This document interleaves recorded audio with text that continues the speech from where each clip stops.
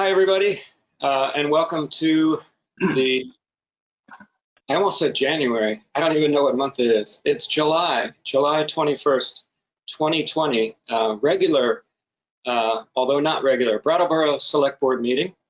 I'd like to officially convene the meeting, and it's, by my watch, 6:16 right now. Our first order of business will be to approve the minutes of July 7th. Has everyone had a chance to look that over? Yes. I move to approve the minutes of July 7th. Thank you. 7th. 7th, yes. Thank you. I thought you were seconding your own motion for a moment. Thanks. Ian has moved to approve the minutes of July 7th. All those in favor, please say aye and raise your hand. Aye. Aye. Aye. 5-0 for that. We roll right into chair's remarks. I'd like to just start off with a little bit of a procedural thing we're going to do. We might be hearing a little bit of noise from your. Sure. Oh, she can't hear me yet. Maybe. So I was speaking to Ian the other day, and we came up with sort of a simultaneous idea, which is wonderful when things converge and minds think alike. I wanted to ask Ian if he could help me with a task that is put in my lap in this brave new world of Coronaville 2020, and that is to try to manage not only chairing a meeting, but to also manage the chat section and people who want to speak in chat. And our simultaneous idea was that maybe the clerk of the select board could help the chair in making a running list of those who want to speak in the chat section. We do ask that people, instead of just unmuting themselves or bumping into the limited number of boxes we can have and still have appropriate ASL interpretation, we do limit people popping up so that we don't get all get super small. And we ask people to be on mute as well for obvious reasons. So the way to let the chair know that you'd like to be heard with either a comment or a question is to just say your name and the subject matter, hopefully where you're from, in the chat section. And it's very hard for the chair, myself, to try to handle all that if there's a lot of people who want to speak and then some people drop off because of connection issues and then the list gets jumbled. So too many words to explain that I was hoping that Ian could help me manage that. And we're going to see how it goes for this meeting. And Ian, just give a nod if I described this idea correctly. Yeah, I think I would just add that it's as a role for the clerk to do. So, so if we have this in the future and this works, then whoever the clerk is then would do it. And you know, we've never had meetings like this before, so it's a new position, it's a new job that needs to be done. Yes, yes. And it can get a little confusing, and that's why having an extra set of eyes will be great. I think what I'll be doing is checking in often with Ian. He might also be writing in the chat occasionally the order as he has it. If there's a number of people, obviously with a meeting with not much input, it won't be an issue. And we'll see how that goes. And I also wanted to pass along a suggestion from a community member who said that I might want to consider letting go a little bit of the asking people not to chat in the chat, because it's something that people are so used to doing that it's very hard to police anyway. I've been trying to remind people, but let's see how it goes. And it'll give a little extra challenge to Ian if there's a lot of discussion, because you have to scroll. And every time you say something, the scroll kind of gets haywire. So how does the rest of the board feel about that? Ooh, thumbs up, nods. Thank you. And I do have maybe. Oh. Is Ian's charge to read the comments that are in the chat so that they're in the public record? Well, There's one of that's a very good question. Thanks for reminding me that. I want to remind everybody that public record is open meeting law insists that everything is done in an open, transparent manner, and unfortunately, the chat is not recorded in these sessions, and there's no way to do so using GoToMeeting. So when someone does make a comment in the chat, if it's during a public comment time, I have been trying to at least ask the person to come on live, at least on audio, to actually say the comment so that there's no confusion down the road. People watching on BCTV, etc., can understand exactly what's going on. So I would still continue to ask that that we don't make too much side commentary, and certainly not something that you want on the record should go into the chat. If necessary, I guess, Ian, that would be possibly something that you could do. But I think if I run into that problem, I'll ask you. Okay, and I'll just say my plan, and again, this is sort of like, as Tim said, this is sort of like a new thing, so we'll see how it goes. But my plan is to post in the chat every couple of participants what the running list is, and I'm just going to take it straight from the chat, and I will just keep it up to date. So so people will see that, and so you'll see me posting new ones as people speak and new ones are added, and I'll try to do it. I'm going to see how often I can do it while still paying attention and listening to everybody. So we'll see. I'll look forward to everyone's feedback after the meeting. And I just realized I totally sprung this on our town manager, but surprise, just something that we thought we'd give a try. I'm sure it'll go fine to one degree or another. And I'll also make sure that we verbalize some things too, so that everything gets into the record. So I have some comments, and I've taken the trouble to actually print it out. Hearing a little feedback. Is everybody hearing that, or now it's gone away? Okay. So just some remarks on the general state of things. Tonight's meeting that I had. I've been thinking a lot about the national trauma we're all going through on many different levels right now. We are simultaneously at war with an invisible killer. Our nation is busy making partisan swipes at each other to score political points, rather than coming together to fight a common enemy. We cannot, as a nation, even agree on whether we should all be wearing masks, let alone being able to fight side by side to ensure our nation's physical and emotional health. I feel we need to do our best to reject the polarization that has infected the rest of our country and move forward with our discussion here in Brattleboro around community safety with some very good intentions. And I've taken to heart the voices of my community members who have pointed out that the voices of people of color have historically been marginalized in our nation, and that the structures of power, even here in Brattleboro, Vermont, can unknowingly contribute to that marginalization. Most notably, those that sit in power here on the select board are those who are able to set aside their lives to some extent to serve. And that in itself is a privilege that should never be dismissed or forgotten. We must seek to hear from the unheard. What needs to also be acknowledged, I think, is the fact that here in New England, our democratic process is also quite robust in contrast to some other places that I've actually lived. And this select board especially especially in the past few years, has been quite responsive to every reasonable request that the community members have brought forward. And I truly believe that tonight's discussion is proof of that.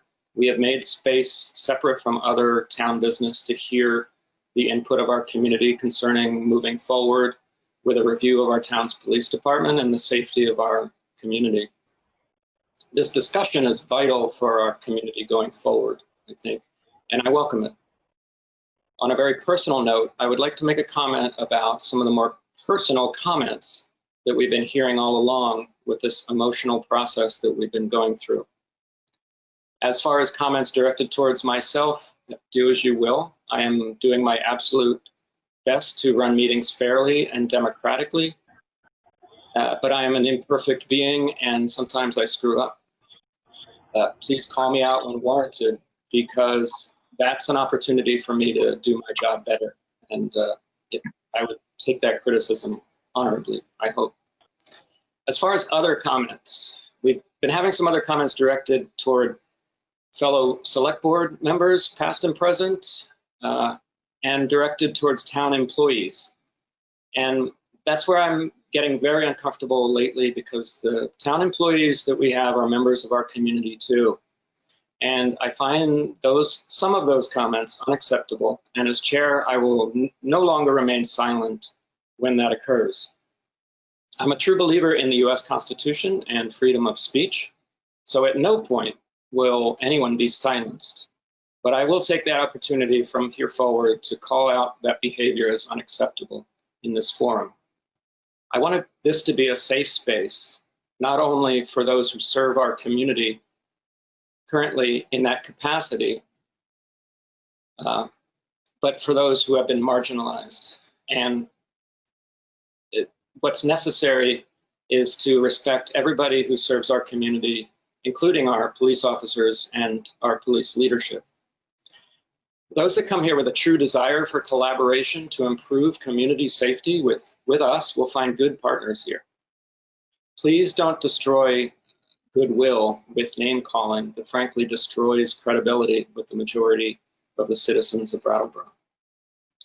I want this process to succeed and come out on the other side as a stronger town and community that is more welcoming to all. And I'm feeling pretty good about the place we are right now and the process moving forward. And much of what has been presented to us has a lot of merit. And I want to thank everybody who has helped us go down this path so far. And that's my comments. So next is manager's comments after that long diatribe, if you have anything. Peter. Thank you, Tim. First, just a procedural matter, just for the record. I want to confirm that the meeting was properly warned. Thank you. And secondly, my only town manager's comment tonight is just to remind everyone, I know the board is well aware of this as we go through a process of a series of meetings on consecutive Tuesdays, doing sometimes important pieces of business like tonight, where it's one piece of business for the whole evening. And then on August 4th and beyond, we'll get back into the rhythm of first and third Tuesdays being a variety of different items of regular town business. I just wanted to remind the community that in that sequence of meetings, next Tuesday night, which would normally be not a select board meeting, will in fact be a special select board meeting for the purpose of further considering how to move forward with a representative town meeting this year.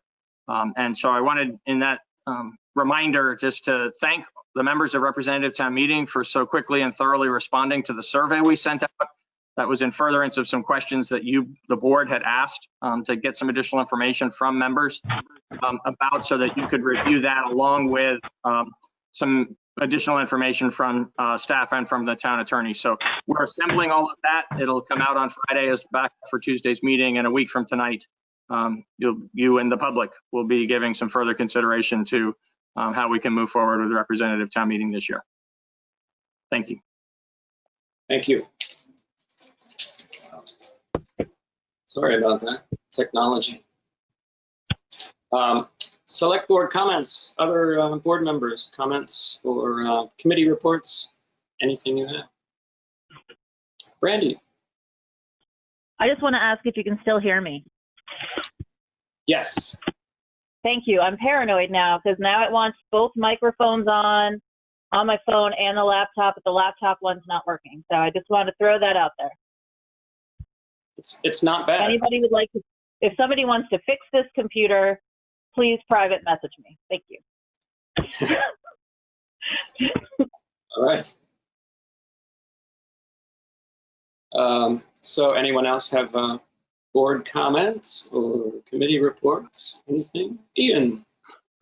Yeah, I've just got what I spoke about a couple of meetings ago for voting, and I in case we've got new people watching, I just wanted to give that little PSA out again. So we've got 2 important elections coming up. The Vermont statewide primary is on August 11th, 2020, and the presidential general election is on Tuesday, November 3rd. And we really encourage everyone to visit their My Voter page, which I'll post the link after I'm done, to update their registration address, including their physical and mailing address. And while they're there, they can request an absentee ballot to be mailed to you. There's no in-person voting for the August primary, which, no in-person early voting for the August primary, so which people are used to in past elections. So if you want to do it remotely, you're going to have to do it absentee, or vote in person. The ballots are not going to be automatically mailed for the August election, so you must actively request one. And we're anticipating delays for individuals who vote in person and strongly encourage those who are able to request a ballot to do so. If you have any problems when you're looking at your My Voter page, you can contact the town clerk, Hillary Francis, and I'll post her email address. And you can also call 251-8157. And if you need to register to vote, you can do so at the one of the Vermont Gov websites, and I'll post that website in the chat as well. So that's it for me. Thanks, Ian. Good reminders. The requested ballots are going well, so that's a good sign of democracy.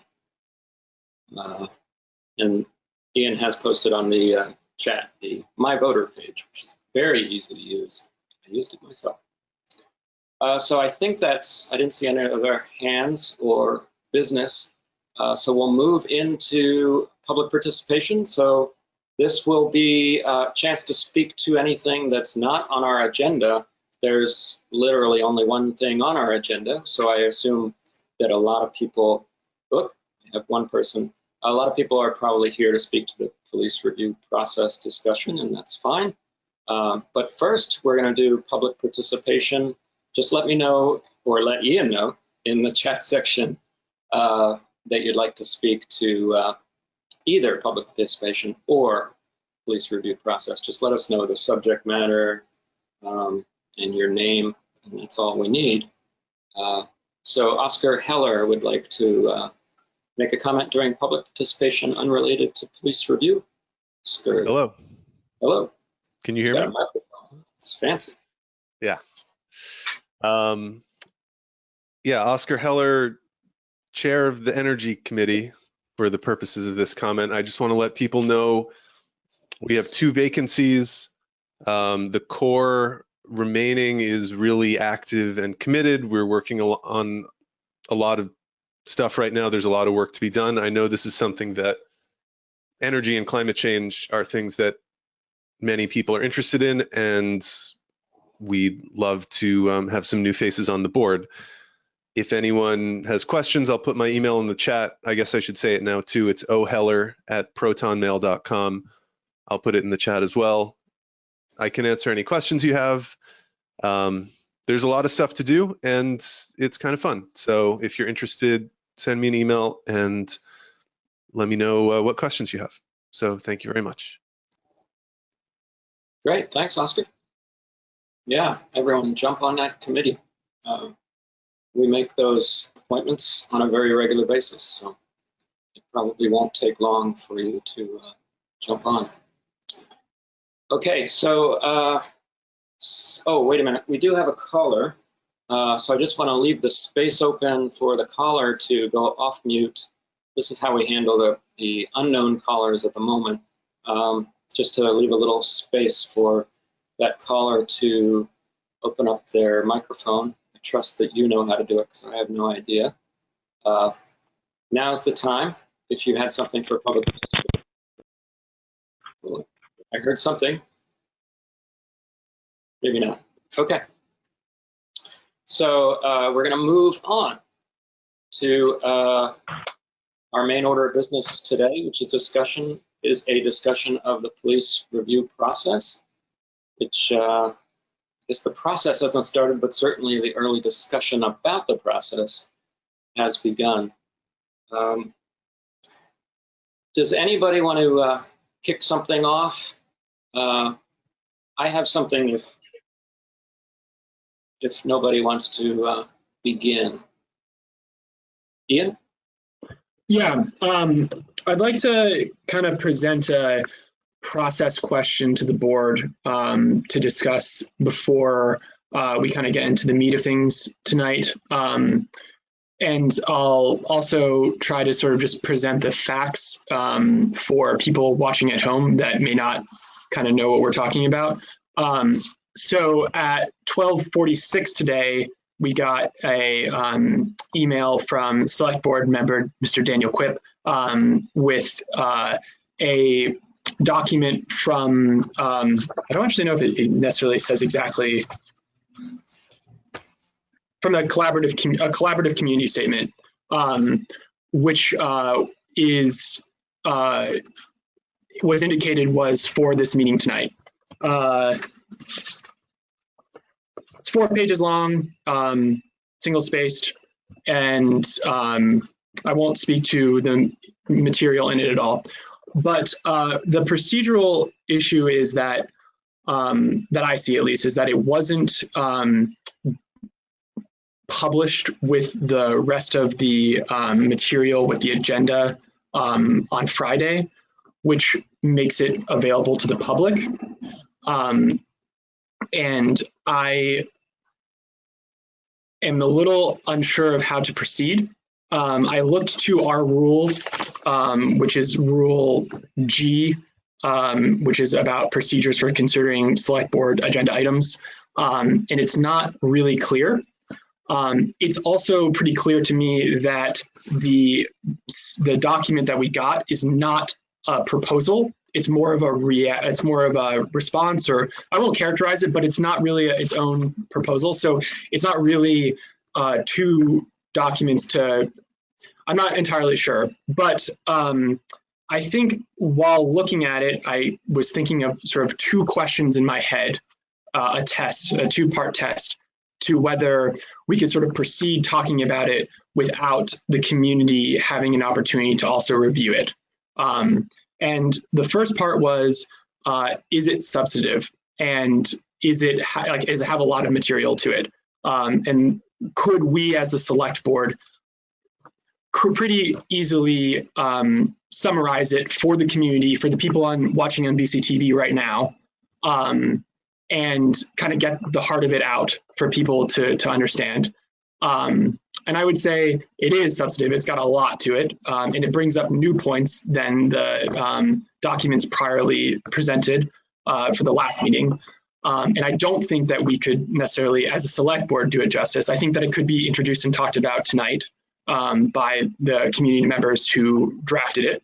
And then the second question is, do I believe that community members are at a disadvantage to following the discussion, or more importantly, participating in the discussion if they haven't had an opportunity to review this document prior to this meeting tonight? And I'm kind of at a place where I feel like they are, because it has new things in it. And I'm not speaking to whether I like to the merit of it or whether I agree or disagree with it. I'm simply believe that it's important for everyone to have an opportunity to review this material before we really talk about it in depth. So I think the question I put to the board is, do we think that we can continue the discussion tonight at all without having this document published with the other supporting documents for tonight? And then if we do we think that we could vote on anything tonight because this document wasn't produced with the rest of the supporting documents? Well, good questions. Oh, Daniel. I feel like, seeing as my name was invoked, that I shall speak to it. I've got the air conditioner on in the background. Let me know if that is annoying. I could turn it off briefly and get warm. I think we're all right. Okay, very good. So first of all, I want to thank Ian for these questions. I think that it's important that we make sure that the work that we're doing here, is the public's business, and the public has every chance to engage with it fully. I noticed that in the chat, Ain has put a link to the very document that Ian is speaking about. So anybody that's on this platform at least can open that link and they will be able to see it. I was also, so let me just kind of get to the meat of it. So I think that what's happened here is a group of people have been laboring hard in the community. We've already heard from them a couple of weeks ago when they presented a proposal that they had drafted in time to be included in the backup material, which is available for us on a Friday before the meeting and also to the community. In this case, the folks met twice. They met on Thursday and they met yesterday. I know that a great deal of hours of work has gone into this. And in the meeting yesterday, they were effectively responding to the material that was put forth from Liz, the RFP draft. I think that the material that they've put forward is entirely germane to our conversation tonight, and that we should try in whatever way we can, whether it's screen share or simply, it's a 4-page document, so I'm not sure we want to read it out loud in its entirety, but I would expect that the people that drafted it will want to speak to it anyway. So I see it less as a kind of submitted document for our consideration as part of the backup material, but more as a courtesy to the board to allow us to, at least have something in front of us that they're speaking about, because it is substantial. I also think there's precedent here when we've had previous presentations from groups like the Downtown Brattleboro Alliance, SEVEDS, during the Sustainability Coordinator discussions, we were handed a paper document literally, 10 minutes before starting a discussion where we ended up voting on it that night. So I think that we certainly could make some space for it. And because of how we've set up the agenda for tonight, where there is only one item on the agenda, that we do have that space. So I would encourage us to do whatever we can to use this time, because otherwise, we have I'm presuming a fairly robust discussion about town meeting next week, and then other business, and this is the space that we've set aside for this conversation. So let's have it tonight. Brandy? Hi, Peter. I feel like, did this come up at some point last year where it was, or maybe I'm thinking that it's agenda items that can be added even up to the last minute. So my feeling is if we can add an actual agenda item, votable agenda item at the last minute, then we can probably go ahead and take a deep dive into this document.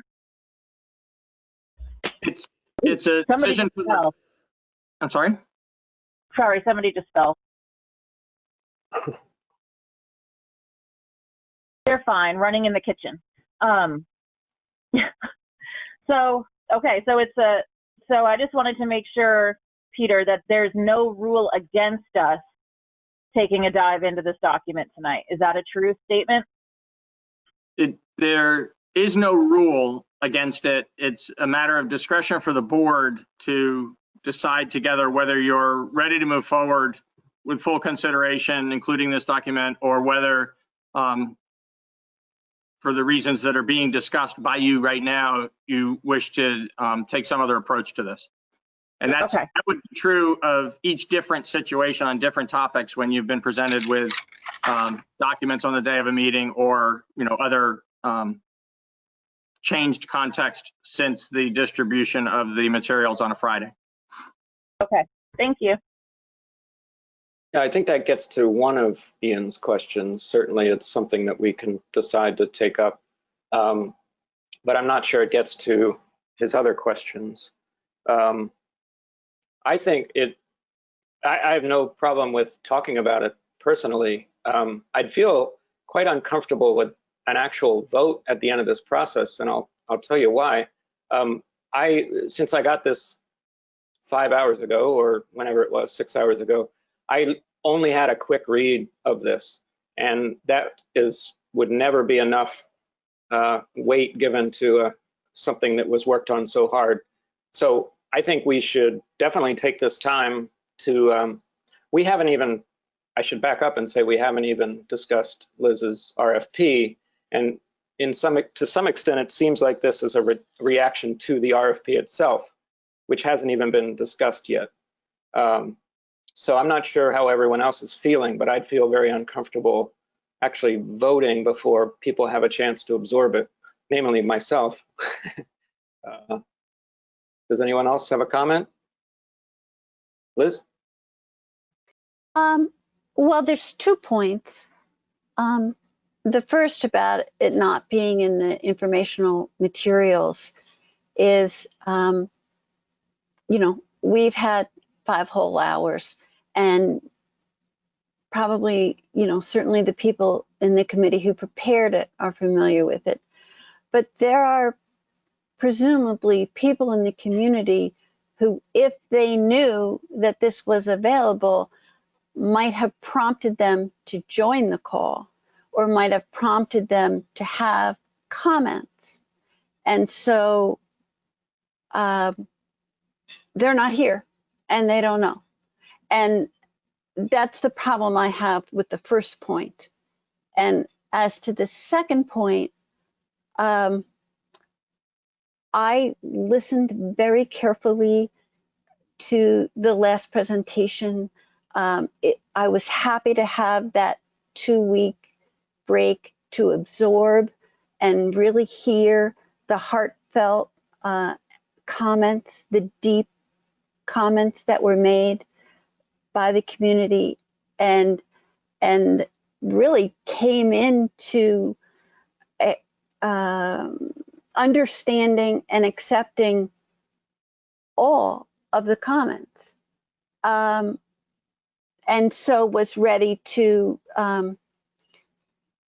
negotiate and discuss and listen some more tonight. But now we have a whole new set of comments, and I feel that I need more time to understand them, to understand the implications of these comments, to understand how these comments change my ideas of going forward and the community's idea of going forward, and what the basic plan for examining the police department and public safety is for our community. I mean, it's a substantive discussion that I'm not prepared for. So we might choose to hear about it, but I'm certainly not prepared to vote about it. So getting back to Ian's 2 questions, A and B, I think that there are members of the community who might be interested to join the call and participate had they known that this document was going to be discussed. That's A. And B, I'm not ready, and I'm not ready to absorb all this information and vote on anything going forward this evening. Okay, Daniel. I think that, as I said earlier, by sending this along, however late it was, the attempt was, it was in good faith to get a document to you with some amount of lead time. Yeah, granted, like not the 4 days we usually get with the materials. Had they not submitted it, I know full well that they would still be at this meeting as they are tonight, wishing to speak on exactly the same things. So I say that we proceed, and if it is the board's pleasure to vote on something later, great, and if it isn't, also great. We'll just take it as it comes. But I say let's get to it, because that's what we're here for. Oh, we're agreed on getting to it. Absolutely. I feel like we're all agreed we want to talk about it. But it doesn't sound like we have a majority that are comfortable, making a decision based on short notice, but I would love to have the forum. So, does anybody else want to speak to procedure, or should we proceed, so to speak? No. So, who would like to start? Ian, do you have anybody who's raised their hands, or is it all commentary? I just want to remind people that the comments in chat are not on the record. No, not so far. No one's raised their hand yet. Okay. Does the board want to? Does anybody on the board want to speak to the document while we're waiting?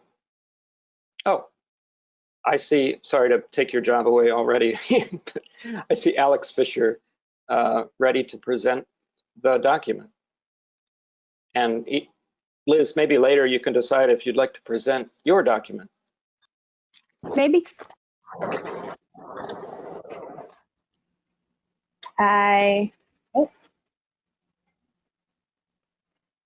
Hello. Hi, Okay, great. how are you? I'm doing great. Thank you everyone for being here. I got nervous, so I wrote up a little thing, slightly, on behalf of the collaborative that put this forth, and it does not yet go into exact detail on the proposal, and it sounds like we can decide how that goes next. But I wanted to first just start with gratitude and some thank yous. And first and foremost, gratitude to this beautiful town and the lands we all occupy. Gratitude to the Wabanaki peoples for caretaking and stewarding these lands and rivers for thousands of years. Thank you. Secondly, I'd like to thank the beautiful, brilliant, and dedicated Black-led liberation organizations who have been working tirelessly for decades, if not centuries, to bring us to this historical moment of collective change in our country and sparking the possibility of change in our town. Thank you to all the Black, Indigenous, and people of color-led organizing, and especially Black-led organizing, for everything you have graciously taught me and shared with me about building community and creating change. Thank you to the group of community members who have tirelessly come together to seize this historic moment for change, to the group of over 25 community members who each bring a dedication to creating true community safety and wellness for themselves, their loved ones, and their neighbors. A group of 25 plus community members who each bring knowledge, skill, and expertise around creating true community safety and wellness. Thank you to this beautiful group who has shown up to work together, who has compromised, collaborated, been vulnerable, and moved forward together. And thank you to the over 150 people who have trusted us by signing on to what we have created. Lastly, thank you to the select board members and town manager, to you, Tim and Liz, Daniel and Brandy and Ian and Peter. Thank you for opening this conversation around evaluating community safety, for keeping it moving forward, for sharing your thoughts, ideas, and expertise. And thank you to our ASL interpreters for being here with us and allowing others to be here with us. Thank you, Peter, for the leadership you have taken and the humble position you took several years ago to say that you didn't know how to move forward and that you needed town input regarding an all-white town staff. Thank you, Tim, for having conversations, hearing concerns, and being open and willing to engage in constructive dialogue. Thank you, Brandy, for being so clear in your words that white folks, it's time to step aside. Thank you, Ian, for being here, sharing honestly with us, and bringing up these points tonight. A special thank you to Daniel for showing up to every one of these community meetings to talk about community safety in Brattleboro. Liz, thank you for putting so much work and energy into this issue as it is clear you care deeply. So thank you to the select board for taking the time to listen to myself and so many others as we grapple with the major question at hand: how do we create safety and wellness for all in our community? As a group, we had set out to meet and create an addendum to the proposals submitted for the previous select board meeting. However, Liz, you got there first, hooray! And we're able to draft and submit something before we did, right? Part of that is due to the timing of collective process and the longer it takes for more people to be involved. We know that if had one of us written something, it maybe would have gotten in on time, but we really value and are committed to our collaborative process. We understand that that means it was not submitted on Friday with all the materials. So again, Liz, thank you for carrying and thank you for incorporating so many of the ideas and specific wording from the community proposal into the RFP you put together.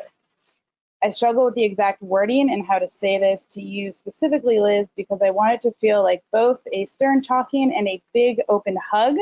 There are so many of us in this group showing up with our skill, passion, and expertise, just like you, and sharing so much of our time to this process.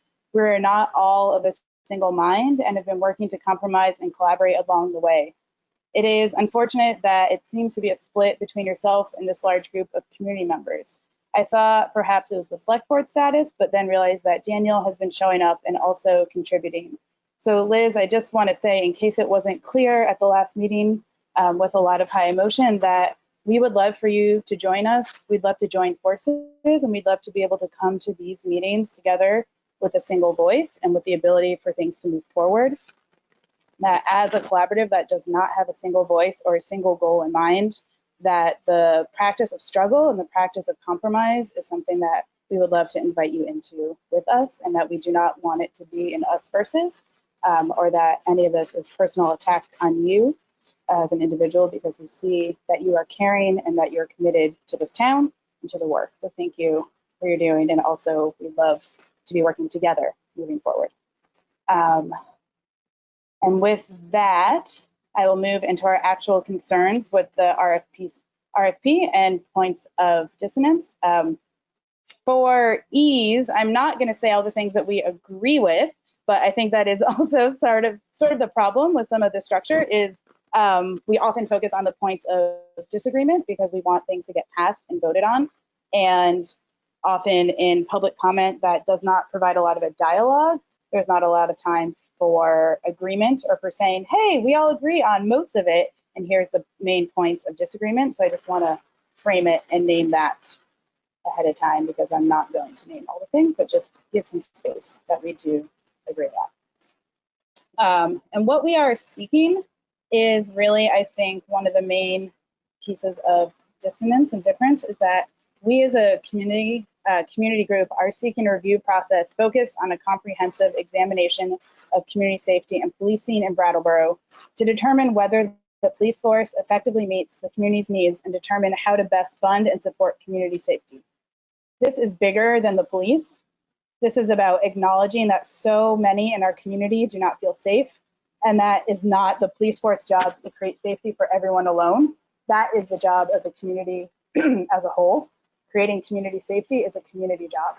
By narrowing the scope of community safety to the police only, we do a disservice to ourselves and our own power and skill. Yes, we want to look at the Brattleboro Police, at the institution of policing, but we want to examine it with a larger question of how do we create community safety and wellness for everyone, not simply, is the Brattleboro Police doing a good job? What we are seeking is to address the enormity of this moment, of this political moment that is before us. We are asking you as a select board to really grapple with the size of the task at hand, to slow down and take this seriously. We ask you to take off the time limit of next year's budget as a fix-it date and rather use it as a benchmark date. All of us coming from the community proposal have been in this work for the long haul and will continue to be in this work for the long haul.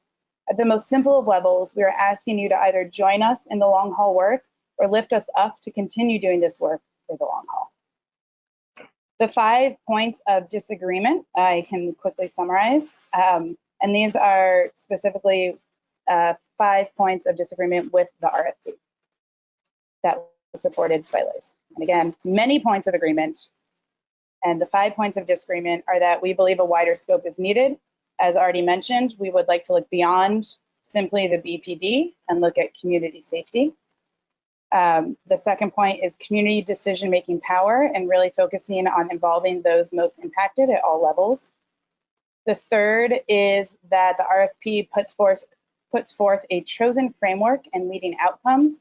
By naming Campaign Zero, it already frames the outcome, which we strongly disagree with, in having been called for a process and not naming outcomes. We'd like to remove Campaign Zero as part of that. And fourth, again, the timeline.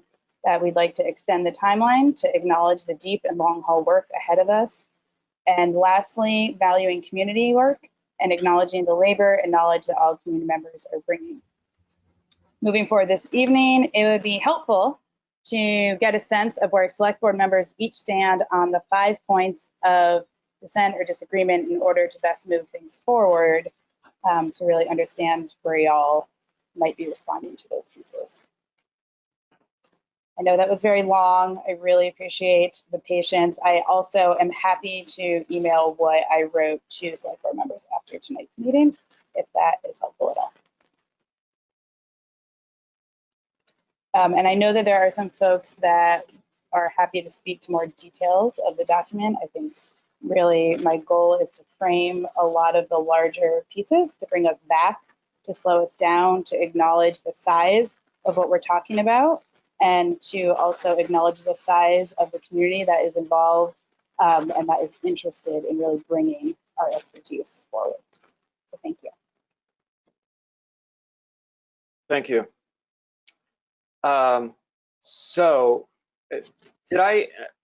Alex, do you prefer Alex or Fisher? I'm sorry. Either one is fine. Okay. So Alex, did I interpret you right that you were asking if we'd like to kick it around first to get a read of our thoughts? Or did I hear that right? I think just I know that what would be helpful from a group understanding is sort of, there are many of us that are asking for these edits to be made.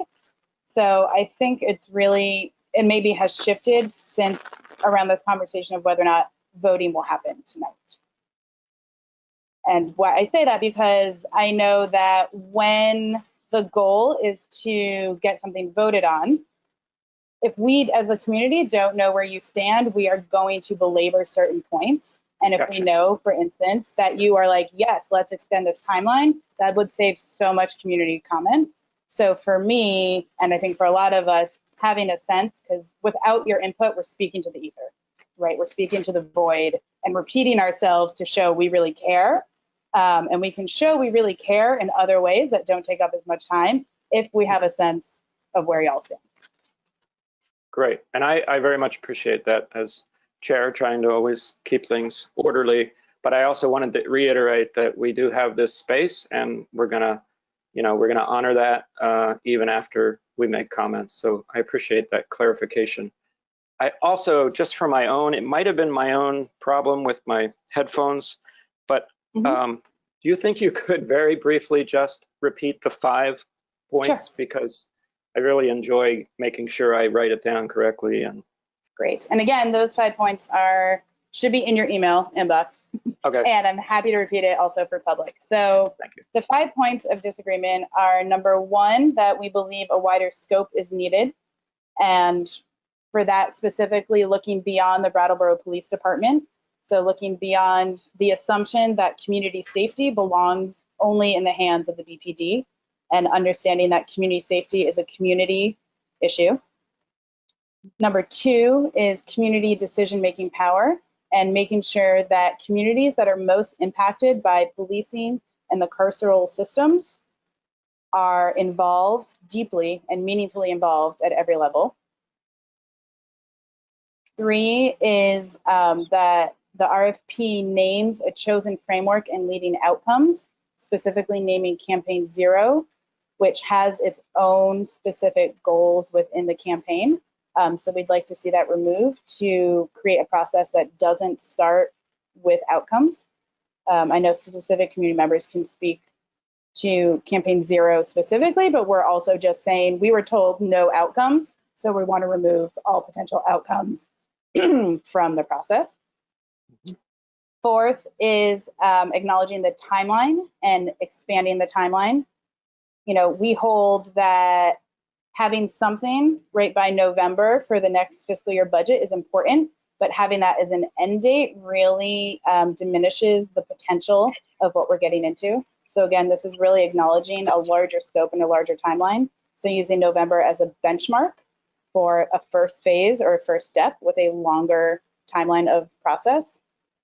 And then lastly, valuing community work and community process by acknowledging labor and knowledge that all community members are bringing. And that is not just us that have submitted work and proposal, but really acknowledging the vast amount of skill, expertise, and wisdom in our community when it comes to issues of safety. And again, I think, you know, naming what many folks of color have said before me around communities that do not feel safe within the carceral state, within a police state, have created methods and systems for safety outside of traditional means that we should be looking to. So acknowledging those examples and that wisdom that exists already in our communities. Thank you very much. My caretaking sense really wants me to encourage Liz to have the first opportunity to speak, because I just feel like Liz also has put a lot of work into this, and so I want to honor that. So I'm going to take a step back and just let whoever would like to speak go ahead. Liz? Well, thank you, Alex. First of all, let me thank you for the welcome into the process, which I very much appreciate, and have tried to engage and didn't get very far. So I very much appreciate that welcome, and let's talk. As for the 5 points, I had already come to the realization that stipends were necessary and that a budget for stipends would be appropriate. So that's where I am on that. And I think that's another example of, you know, the listening and understanding that's required takes me some time. And I can't speak to all the select board members or the public, but in my case, I appreciate the time, and I certainly appreciate the value of people's time, and there should be a stipend. So, and I also think that the timeline is something that is less important as doing the right thing. So I think we're in agreement there. The chosen framework, I mean, campaign zero, I had mentioned several times it would be campaign zero or other criteria. So Daniel had mentioned another offshoot of campaign zero, but you know, the intent of mentioning campaign zero or other criteria was to have some sort of benchmark with which to judge public safety. So I am open to those discussions. The other 2 items, the wider scope and the broader community decision making, there's a lot in that in the new piece that was added today, and I need to fully understand that. So perhaps people would like to speak about that this evening. I'm sure that would be helpful, but I am not ready to opine on either of those things. But thank you very much for asking. Thanks, Liz. Who would like to go next among the board? Anybody? Oh, Brandy. I can. Sorry, just turning on my microphone is a multi-step process. Oh, Jesus. Can you hear me now? Yep. Yes? Okay, good. So I opened up the document and I'm reading through. I agree with Liz on the points that she finds to be, I guess if I could summarize, Liz, it seems like you thought those were fine and common sense things that you were open to hearing about. I agree. I feel that way as well. I think number 2, community decision-making power is something really interesting, and I would like to really dive into that because it speaks to really sharp and structural change to processes that we have had the privilege of taking advantage of for a really long time. And while we might feel that they work fine, I like the idea of hearing from people who don't feel that they work fine, who have lived under these processes with results that are not satisfactory. And I'd like to hear new ideas. I think that's important. And I'm always fine with the idea of a wider scope needed. I think we, as humans generally, do tend to laser focus on one target, which is, I think, really normal. And then we can challenge ourselves to take that next step to kind of, as it says in here, build towards the horizon, deepen our understanding. So I'm open to an agreement with all of the 5 points of dissent.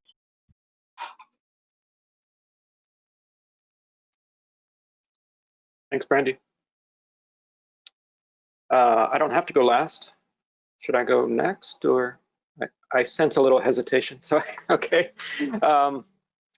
I'm pretty excited, as I tried to say stumblingly at the beginning of my comments, that I think it feels like we're getting somewhere and it feels collaborative. So I'm pretty positive about most of these.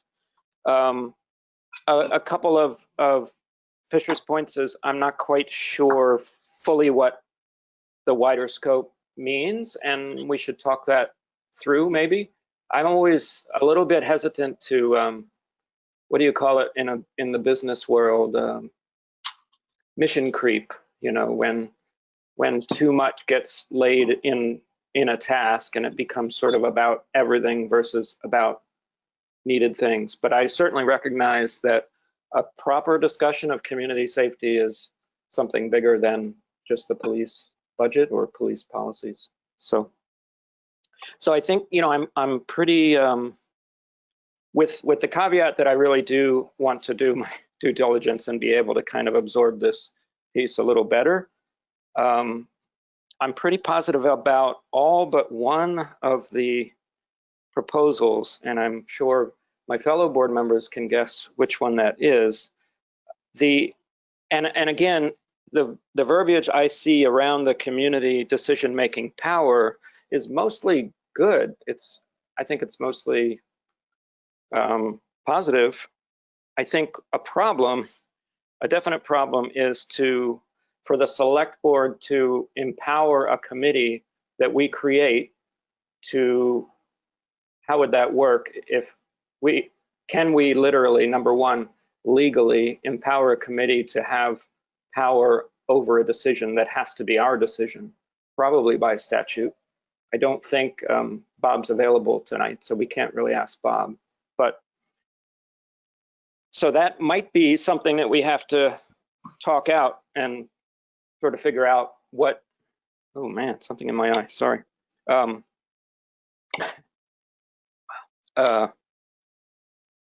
We'll have to try to talk that out and figure out what is possible and then what is the best course of action for the select board in that regard. Something I caught within that number 2, within key points of dissent, is that right at the end, if they identify that change is needed and possible, that will be approved by the select board and representative town meeting, kind of implies that whatever the committee decides will be approved without further review by the select board, which is not really the function of a committee that's appointed by the select board. And I realize that that might be the ask, but first of all, we'll have to clarify what the ask is. If that's the ask, we have to check in with what legally we would be able to do, and then sort of check in with ourselves about what would be the right way to go forward. Because the question is, are we usurping the power that is in not only the town charter, but state statute for select boards and representative town meeting? So, but everything else is very positive, and I'm feeling good about it. What Liz said about Campaign Zero was, I think, well said. I think it was just a document that she wanted to propose as a starting point, where there was a lot of already agreement and something that put it on the national frame, which a lot of people wanted us to do. So but I certainly have no allegiance to Campaign Zero. So removing that is fine with me. Who else would like to speak?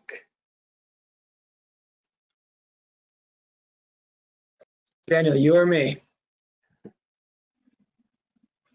Okay, short and sweet, because I'm sure we've got a lot more discussion to be had. I'm not going to repeat anything people have said. So 5, 4, and 3. So valuing community work, short timeline, intrinsic framework, and leading outcomes. Agreed. I think I can, if I understand them correctly, as having reviewed them today, yeah, I mean, for sure.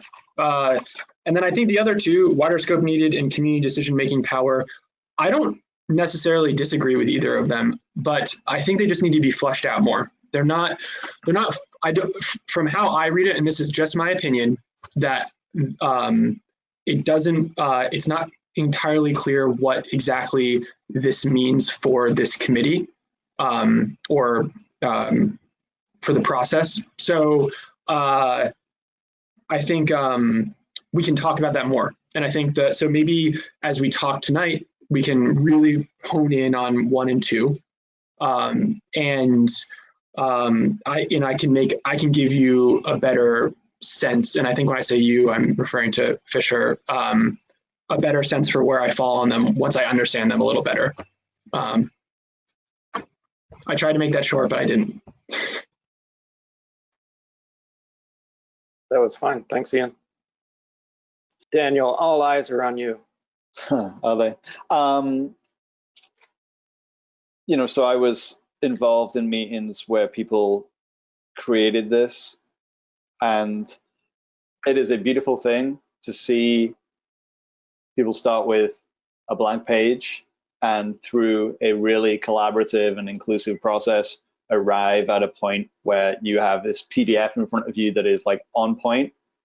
I know that we won't agree on every little bit of it, but I just want to kind of like attest to the fact that like the way in which the people went about this work really bodes well for what a process in the town of Brattleboro might look like, where we're asking big questions. And so I think that when we're talking about a wider scope, I used to be a teacher, and like, when we're, doing curriculum, like sometimes you start with like big questions. So, what does it look like to be safe in Brattleboro? Who is safe? Who's not safe? How do we know? What are those experiences like? I would love this work to be asking those kinds of questions and to be expansive, and that's one of the reasons why I'm not in favor of picking a particular framework like Campaign Zero, because I think it narrows the scope too soon. We can have a longer timeline, and in so doing, allow this process to be more expansive, more exploratory. I know it's gonna be a lot of hard work, and from what I've seen from people who are already putting in a lot of hard work, that folks are ready to do this. So I support everything that's in here. When I reread it just before sending it, I actually stumbled upon the bit where it said, like, it would be approved by the select board and town meeting. And people can correct me if I'm wrong, but I assumed that meant it would be, put to the select board and town meeting, and they would choose, and, we could choose to follow its recommendations or not. And that would be on our head, and it would be on the heads of representative town meeting. And that's what it is to be an elected official. So yeah, I support everything that's in here, and I really believe strongly that like the board and the community can work together to do something quite transformative. Thanks, Daniel. Does anyone else on the board want any follow-up? Otherwise, maybe that's a good sense for the community. Oh, Liz. There was a comment in the chat box. Did I mean paid facilitators or paid committee members, a stipend for committee members? I mean both.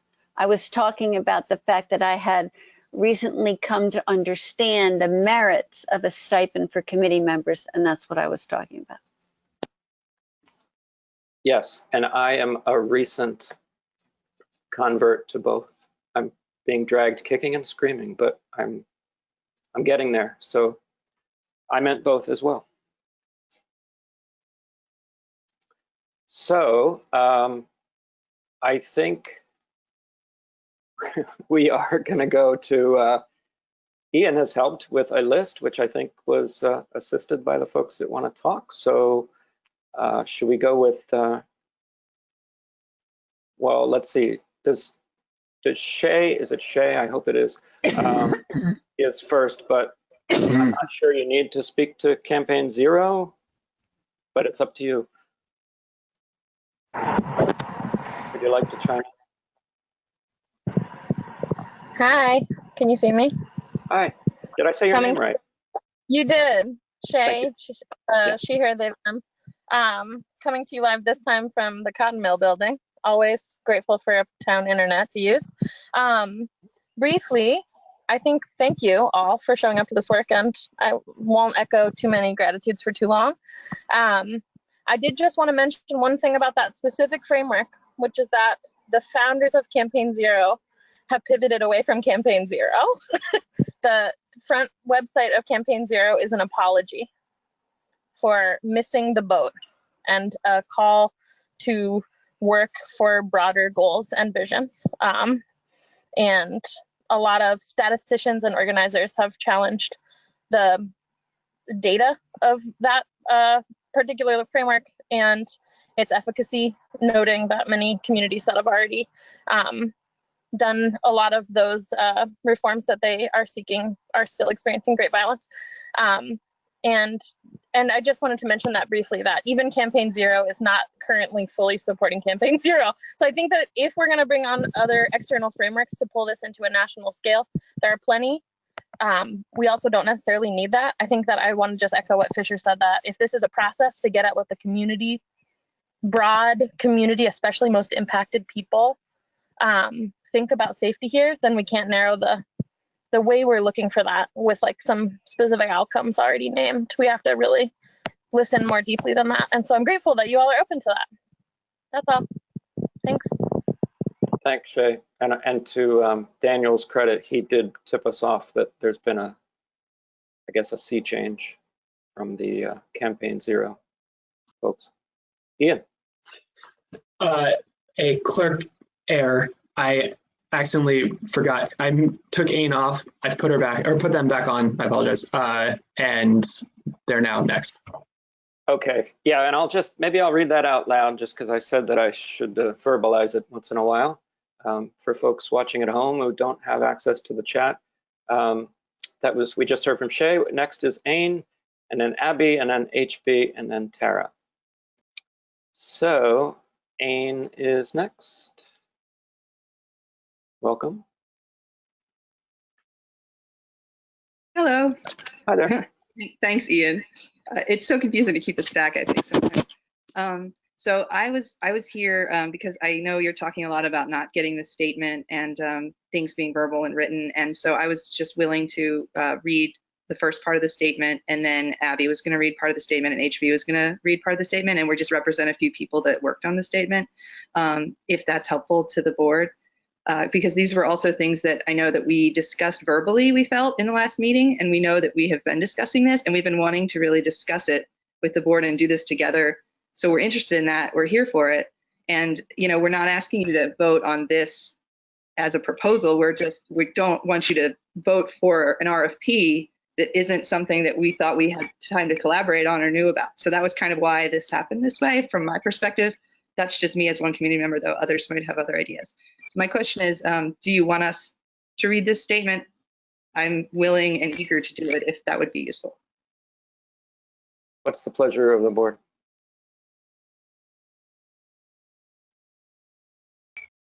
I'm open to. Liz, how do you feel about that?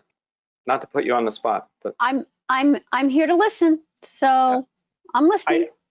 I think it would be a good idea, and I just wanted to point out one thing that that I hope is understood by everybody in the community, that Liz's RFP was intended to be a launch off point, and I think contained within that is the idea that a lot of the formation for the process going forward was going to happen up front after the facilitators were chosen, so that we could, so as a select board, step away from that power and allow the community to fill in that power in that first part of the process.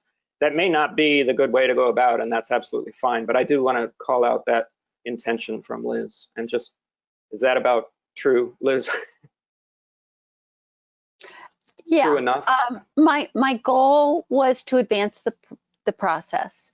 My goal was to incorporate many of the items in the community's previous statements, and you know, obviously would be a point of further discussion, and now we're having that discussion. So I'm ready to listen. Awesome. Thanks, Zane. Go ahead.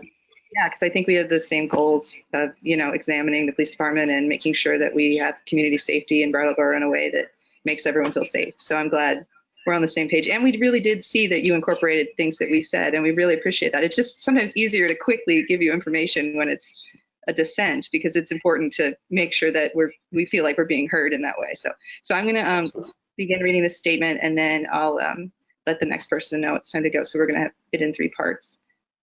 Thank you. All right.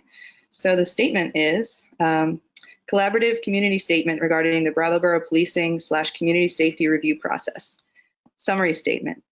We are seeking a review process focused on a comprehensive examination of community safety and policing in Brattleboro to determine whether the police force effectively meets the community's needs and determine how to best fund and support community safety. Many in our community do not feel and are not safe. Simply looking at the Brattleboro Police Department does not adequately address this problem. Even replacing each police task with a one-to-one equivalent task enacted by a social service organization does not create a solution. We need to examine how we're framing and funding community safety here in Brattleboro.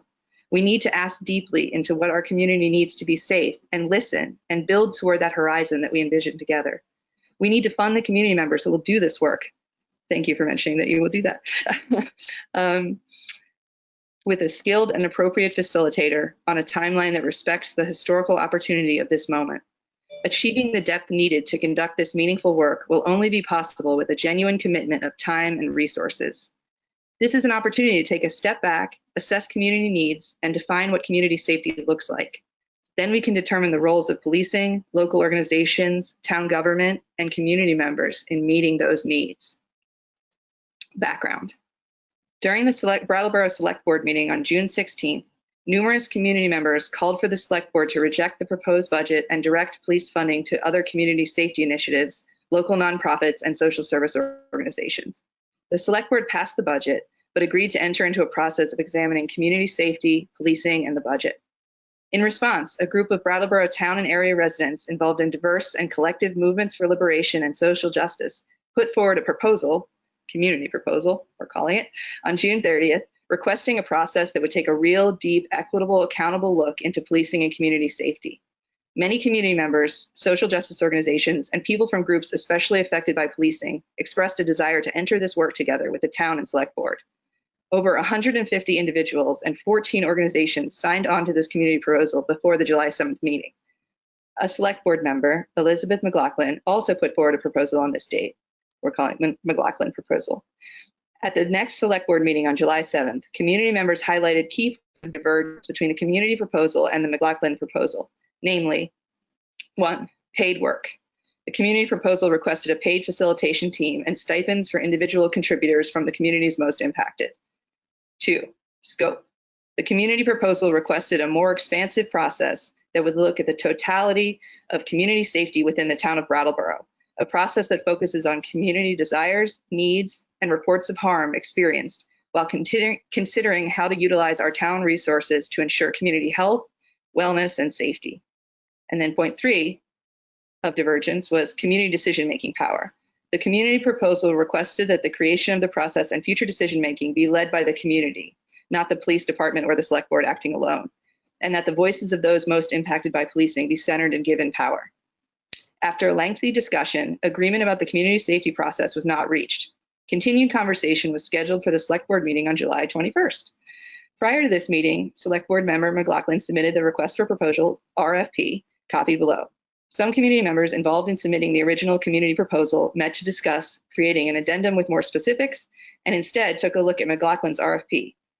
While there is an appreciation for the work put in by Elizabeth McLaughlin, the community group has serious concerns with this RFP as written and have crafted the following response. And then I was going to let Abby Manoonan speak to the next section. Thank you so much for listening. Thanks, Ain. Thanks. Abby Manukin. I'm sorry. Totally fine. So the request for proposals response. While appreciating that a select board member took initiative to begin work on this process, we know that everything worth doing is worth doing together. If it affects the community, it should involve the community. We are glad that Liz McLaughlin's RFP is seeking to pay facilitators for their work, and that many of the specific requests for an open and accessible process have been included. There are, however, ways this RFP should be changed to be more in line with the vision of the community proposal. Key points of dissent. 1, wider scope needed. We are seeking a review process focused on a comprehensive examination of community safety and policing in Brattleboro to determine whether the police force effectively meets the community's needs, and to determine how to best fund and support community safety. Many in our community do not feel and are not safe. Simply looking at the Brattleboro Police Department does not adequately address this problem. Even replacing each police task with a one-to-one equivalent task enacted by a social service organization does not create a solution. We need to examine how we are framing and funding community safety here in Brattleboro, not just look at how the BPD is doing.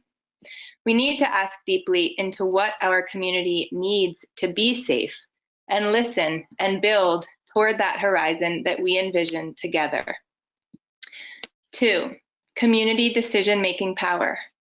As requested in the community proposal, we continue to assert that future decision-making be led by the community, and that the voices of those most impacted by policing be centered and given power.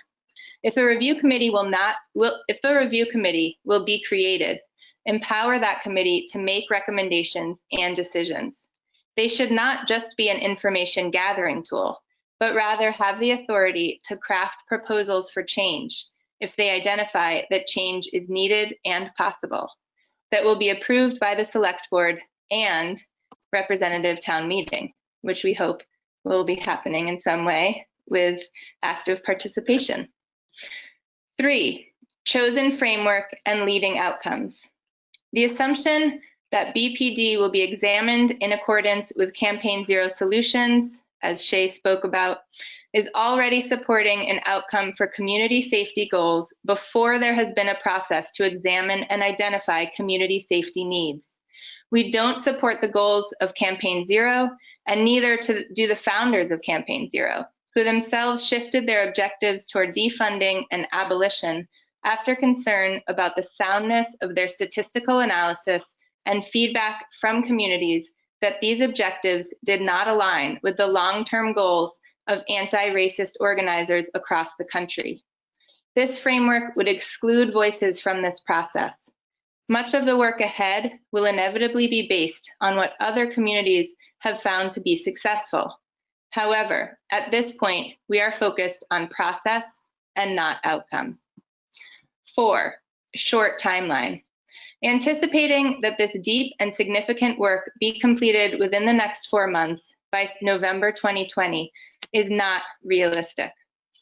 Understanding the reality of budget deadlines, we propose that this process be conducted in stages. Phase 1 could address funding in the FY21 town budget, with additional phases continuing afterward to understand and implement community safety improvements. We hope this body understands the historical opportunity of this moment to not just grab low-hanging fruit, but to engage in a long-term look at creating community safety and wellness. 5, valuing community work. Many community members are actively engaged in the work of community safety, are heavily impacted by carceral systems, and/or have deeply studied these systems. Over 150 individuals, 150 individuals, and 14 organizations signed on to the community proposal that was debated against a proposal written by one select board member. We ask that the knowledge and labor of these community members and this community process be listened to and valued. Thank you to those select board members who have played a part in the larger community process. We request that all select board members step into deeper collaboration with the many community members already investing their time and energy into these projects. It would be much more desirable and effective to work together to create mutually beneficial processes rather than pit proposals created in community process and proposals created alone against each other. And now I pass the mic to HB. Thank you. Thanks, Abby. And thank you, Hello. HB. Hi.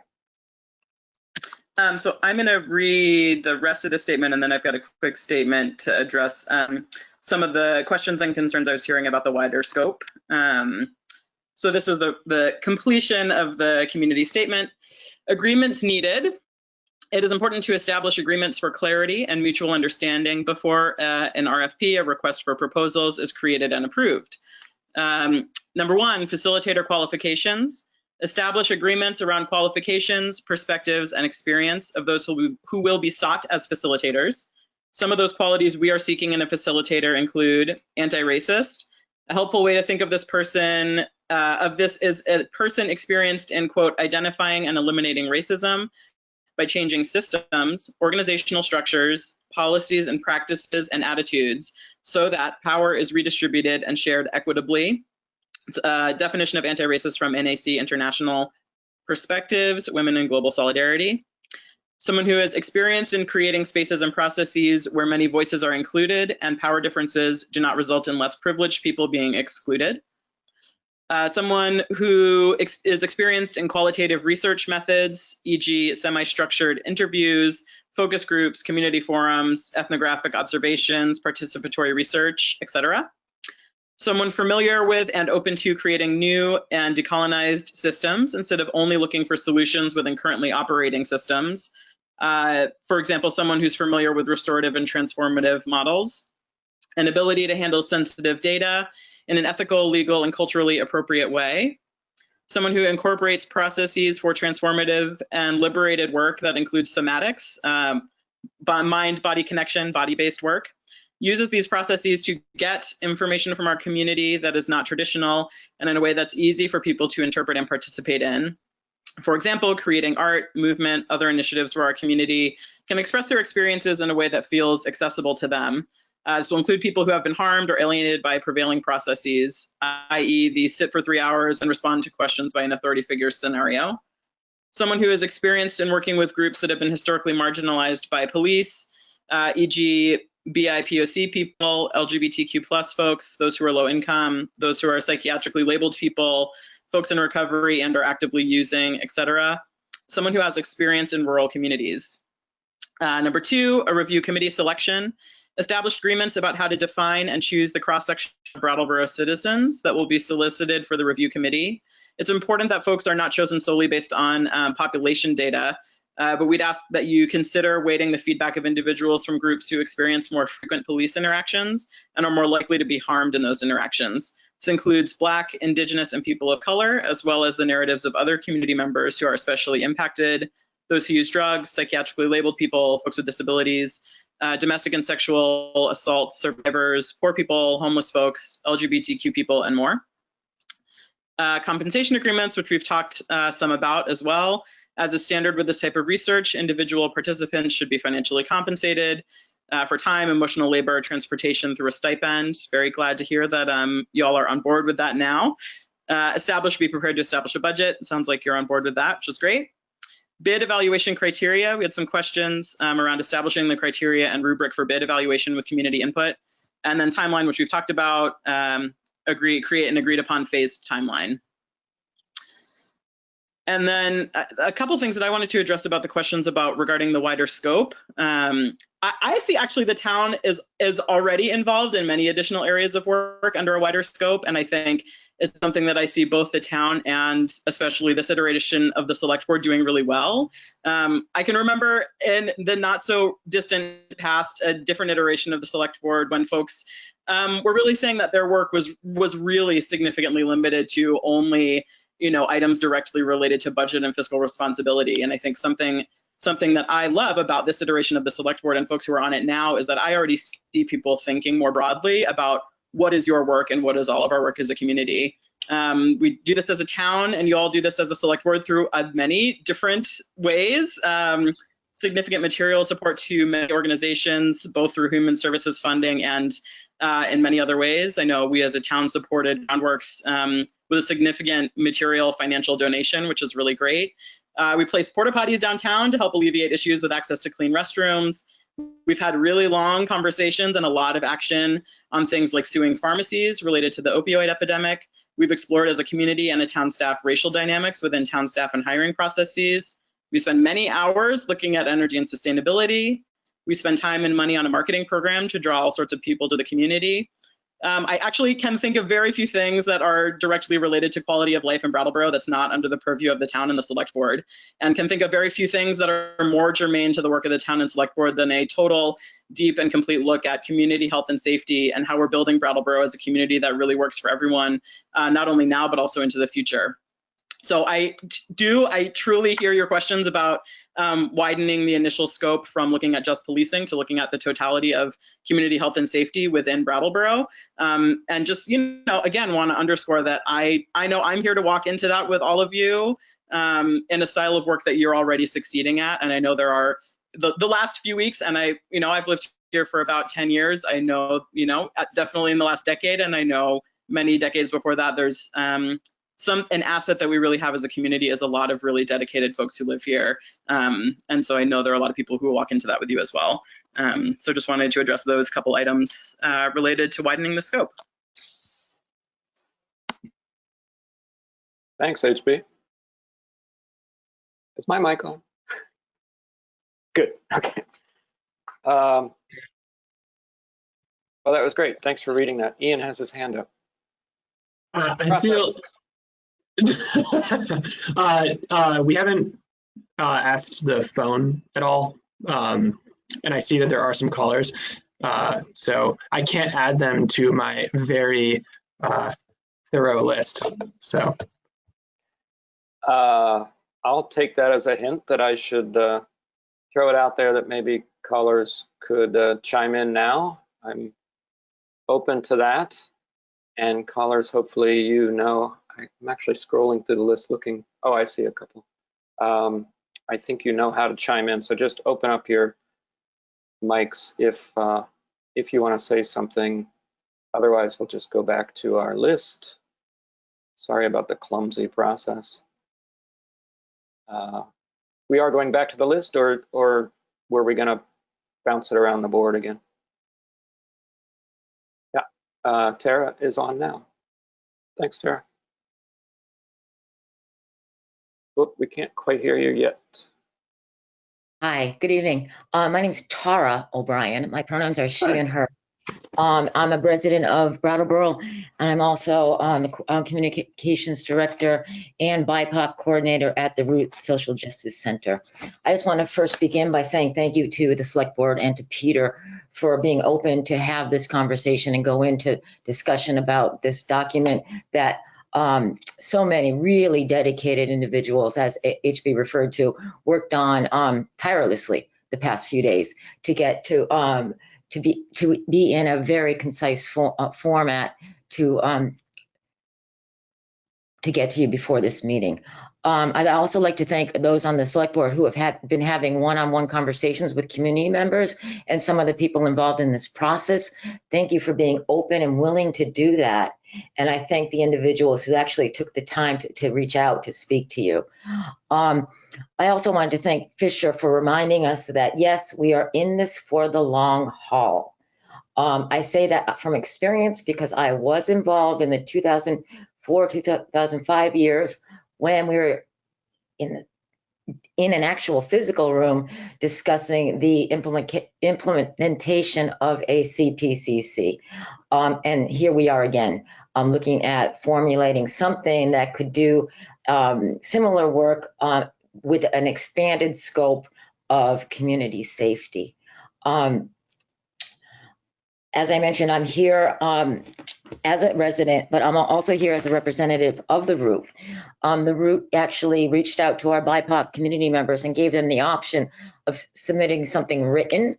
And so tonight I'm going to take the time to read something that was submitted by Wichi R2, who is a leader in the BIPOC and in our local rural racial justice organizing program, working intimately with our partners at the Lost River racial justice organization, excuse me. So I'm going to read please refer the I statements that are in reference to Wichi. I wish I could deliver this as eloquently as he has delivered his statements in the past meetings which he's attended to. He has also been involved in this process of crafting this document as I have from the beginning. Dear Select Board and community, thank you for the opportunity to let my voice be heard, and to Tara O'Brien, who is giving me voice. I also want to give a special thank you to my fellow community members and leaders that have dedicated their time and energy the past 3 weeks to countless hours organizing and participating in meetings, creating agendas, taking notes, drafting proposals and addendums, organizing and participating in community forums, and writing and editing a comprehensive and collaborative response to the proposed RFP. I want to recognize how much your dedication and solidarity in this work has kept my fire, and I'm sure other fires lit. To start, I would like to name that which does not need to be named, that we have been born into a heteropatriarchal racist society. The forging, the judgment, and the enforcement of laws throughout our history were created and interpreted to criminalize and outcast those who white men have felt were inferior in our society. 60 years ago, this would have been my grandmother, which is criminalized for casting a vote while Black. 50 years ago, this would have been my uncle, criminalized for exercising his right to love while gay. We are at an opportune time. There is momentum for real, long, meaningful impact in changing what has been 500 years of rape, murder, imprisonment, and other injustices forced upon our people. Acts that we still see every day in agony, forced upon our BIPOC folks, our women, our LGBTQ+ community, our most traditionally marginalized. We must take care that our actions today and going forward are not that of fleeting intent to make a long, meaningful impact in the lives of our community members, not just those who live here, but those who are to come. We must transform our ideals of community safety to a paradigm that is designed to uplift us all, not a paradigm originally designed to oppress and control. I have taken the time to draft this statement to express my explicit approval for our previously submitted community proposal and our edits tonight in the proposed RFP. I further urge that the process agreed upon take the following criteria into consideration. 1, a scope that includes an examination of how our community defines safety and a proposal on how to assess root causes in our concerns of safety. to a commitment by the select board to consider changing local organizational structures, policies, practices, and attitudes in order to identify and eliminate racism concerning our systems of community safety. 3, a dedication by the select board to include and foster community involvement in an accessible, safe way. This includes asking our community about barriers to inclusion and accessibility and doing everything in your power to remove them. 4, a recognition that dismantling white supremacy will always require money, time, and physical and emotional labor, and will therefore always require compensation. Again, thank you everyone for your time and energy. I am hopeful that our town can embrace paradigms that are inherently inclusive, accessible, and reparative. Thank you, WitchER2, and the Root Social Justice Organization fully supports Witchy's statement as a representative of the BIPOC caucus. Thank you. Thanks, Tara. We have a few other folks that want to talk. I just want to throw out that we are approaching the time where we have been taking breaks for both our personal needs and our ASL interpreter needs. So board, just shout out when you'd like to do that. I was kind of aiming for the 8 o'clock hour, but anybody want to chime in on that? No? Okay. Let me just go to Ian's list, who has Ricky next. Do you want to go ahead, Ricky? It sounds like we'll take a few more and then maybe take a short break. Hi. Hi, Ricky. I'm wondering if there is any intention from anyone involved to solicit HCRS to create a budget for their costs of replacing the police and hiring bodyguards as needed for their social service staff.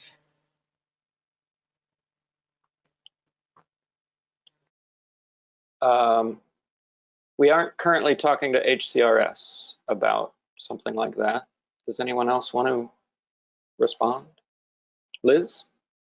In the original statement I prepared, HCRS was mentioned to be interrogated about alternatives to policing.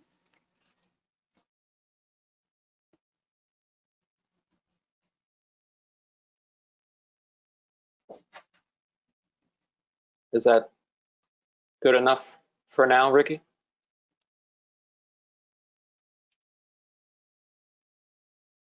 Yeah, thank you. And Liz, would you like to speak? And oh, Ian put break in there, so it's fine. Do you want to take a break now? Everybody? How about are there more people? Well, someone volunteered to go after the break. I'm on the end of the list. If you want to take a break, but I can just do this in 5 minutes if that's easier. Okay, great. Yeah. For other people to chime in after. Okay. Oh, yes, I'll speak now. Okay. My name is Liz. I use she, her, hers pronouns. I'm with the Tenants Union of Brattleboro. I just want to quickly, before I get into my support from the Tenants Union, express my individual support for the proposal created by Out in the Open and agreed on by the other organizations. There's a lot of people here today that are from Brattleboro. They grew up here. I'm not one of those people. When I moved here, I didn't know many people, but I volunteered with Groundworks Collaborative, and I really appreciated, as a new person here, the attention that that group and this town gives to the homeless as a thing that isn't something to be overlooked, isn't something that we want to shove aside and move to a different town. It's a thing that we want to take care of. And I saw that as maybe this could be a town to live in and to work in and to cooperate with, that we set an example rather than we, rather than trying to just be pretty. So that's what I appreciated about Brattleboro, and that's why I decided that I was going to stay here. Speaking on behalf of the tenants union, we formed very recently in reaction to rising rent costs, in reaction to COVID, in reaction to a lot of things that renters, non-house owners in this town are facing. And I'm going to just take the lead of everyone who's spoken before. These people that have worked on the proposal are BIPOC and queer and marginalized groups and people that are putting in so much effort for this and not get too passionate or hostile regarding this. I appreciate the air of cooperation. But that being said, I do just want to point out one thing, and I don't want to misinterpret what anyone meant, but the idea of having a reasonable response to requests. There was something that was pointed out to me recently as someone who's very cynical, that a tool of white supremacy is to be cynical and to not believe that things can get done. And I think we need to really acknowledge that and take it personally and understand that though this is a process, if the outcome is to defund or abolish the police, that shouldn't seem impossible. It should just be seen as outside of the realm of what we have been conditioned to understand. And we can do it, and it's possible that we should do it. You as the select board, you are here to represent us, to not decide for us.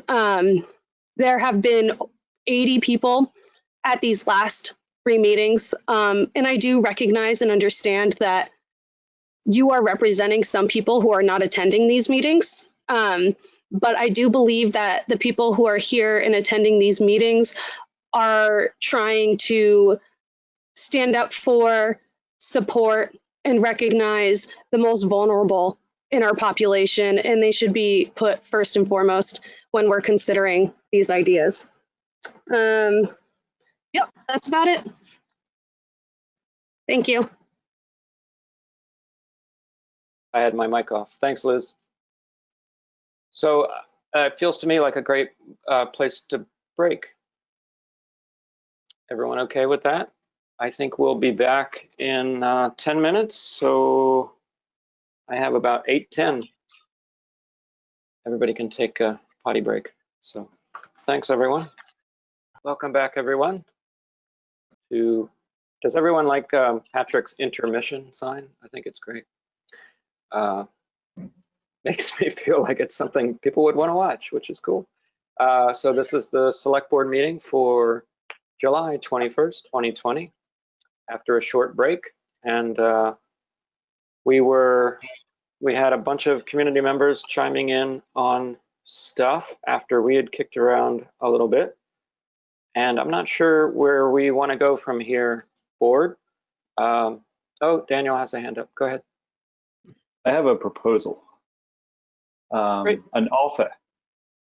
Might even turn into a motion, I guess. I wonder whether Liz would be interested in working with the group of folks in the community that drafted their stuff to produce a polished RFP that we could vote on at a future meeting. Well, that is something that I had asked you about for ages, so thank you for now asking. I'm sure, and I appreciate the invitation of Anne to also be welcome into the process. At this point, I would like to study the statement that was given, and I would like to maybe meet one-on-one with perhaps Anne, if they would welcome me, and you know, take it from there. And then I'm sure that that process can be worked on. I'm not sure that outside of a public meeting that we would create a document to be voted on, but I'm sure that we could make some progress. And I don't think that that's a emotionable item, but you know, I will take the welcome that I've been given and you know, find people in the community group to meet with me, and I'd be very happy to do that. Great.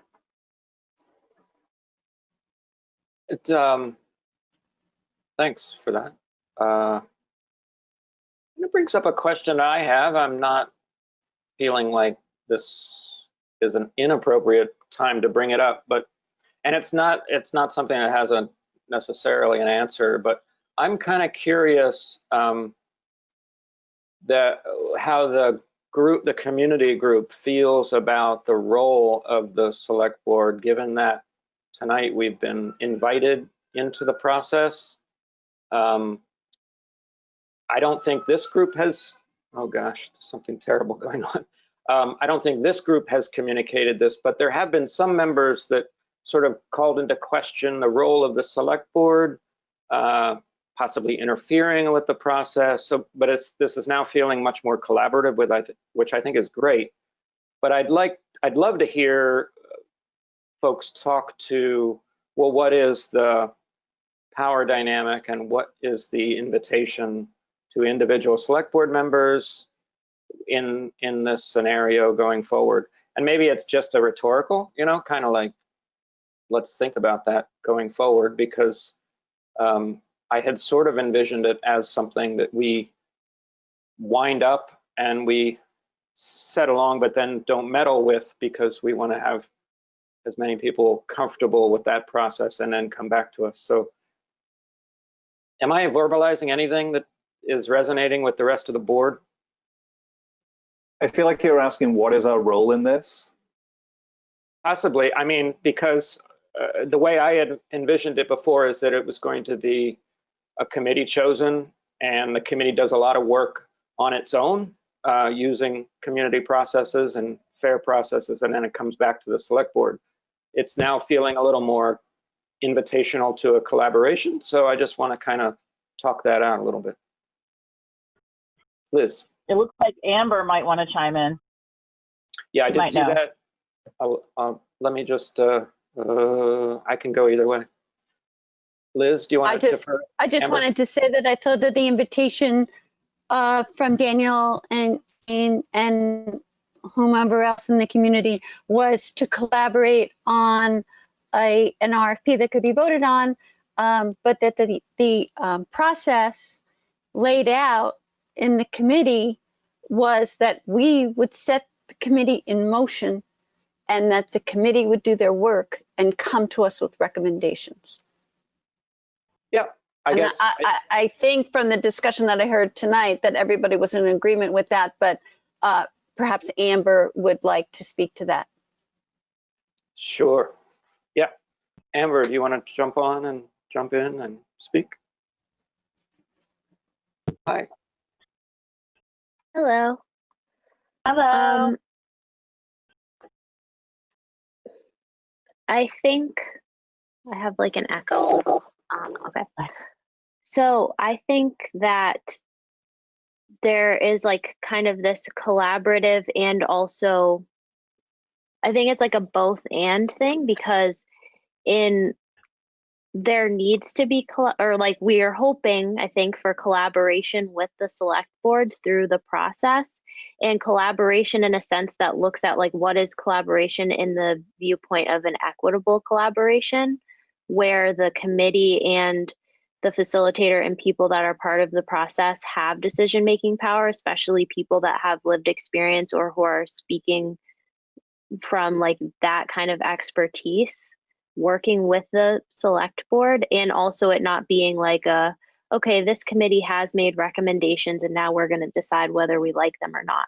Like a collaborative process where we're all talking and understanding what's happening and having certain amounts of power within the community of people that are making the decisions.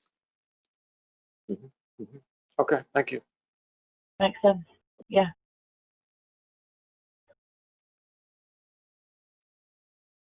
So board,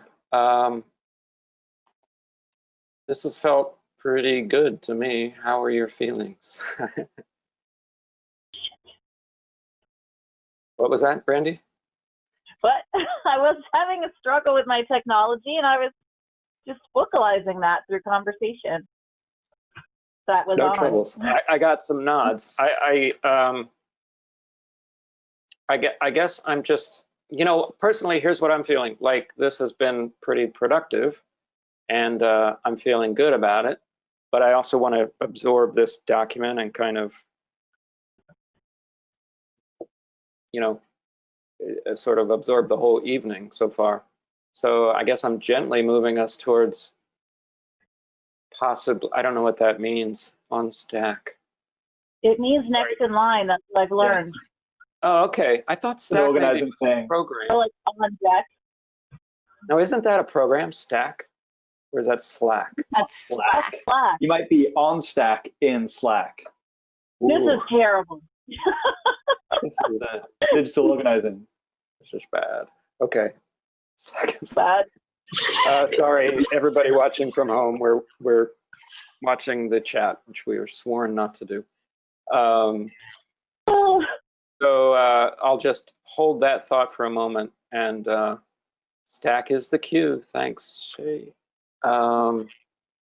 Fisher is in the stack, as the kids say. Not the kids, just everybody except me. Fisher, do you want to join us?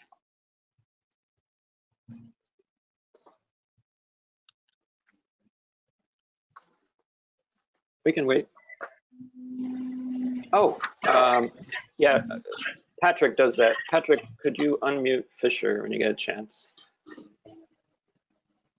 We have our very helpful and capable person in the background. Yes, thank you, Patrick. Great, there you are. Thank you, Patrick. Nice. I've been on the back end before of meeting things. So I think my curiosity right now is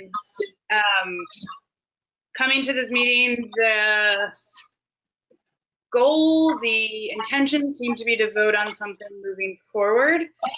I'm curious at this point what the select board is voting on. What are the specific needs for something to move forward? You're talking about like voting or, you know, more collaboration to bring something back to another meeting. So just getting some extreme clarity, I think would be helpful so we can get to voting. And I think I just want to also acknowledge that I'm hoping that the information that was sent in ahead of time helps move things forward and not solve the process tonight if the majority of the select board feels good with what was submitted, like with what has been discussed. And again, I think as Daniel really clearly shared in introducing that information, it was sent ahead of time to support the discussion that was going to happen no matter what. And so I just want to really repeat and urge that things move forward, not in a hasty way, but because there seems to be such agreement amongst the select board, amongst the community members, amongst folks chiming in that are here present tonight, and that the fact that we, you know, took the effort to write things out clearly as our opinions so that way they could be incorporated or not actually held against the process. So I think there's some confusion there that would be really just helpful to get clarity, because at the beginning, my understanding was the majority of select board members agreed with all of the concerns and were willing to bring them in. And so if that is true, it seems like it'd be great to just move that forward, and not to like bypass anything that has also been shared, but that was sort of the intended goal. And I don't want the sort of courtesy and service of sending things ahead of time to get a little heads up on some deep discussion to bypass that. So clarity on what is being voted on and if it can indeed still be voted on tonight. Liz, thanks. Thank you, Fisher. I appreciated, first of all, the prior discussions, this discussion, what you submitted. I thought it was very helpful, but I was not in agreement with those 5 points. I was in agreement with some of them, not all of them.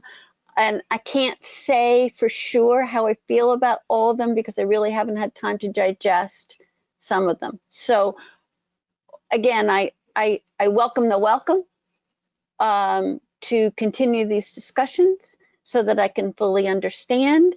And I'm not ready to vote on anything tonight.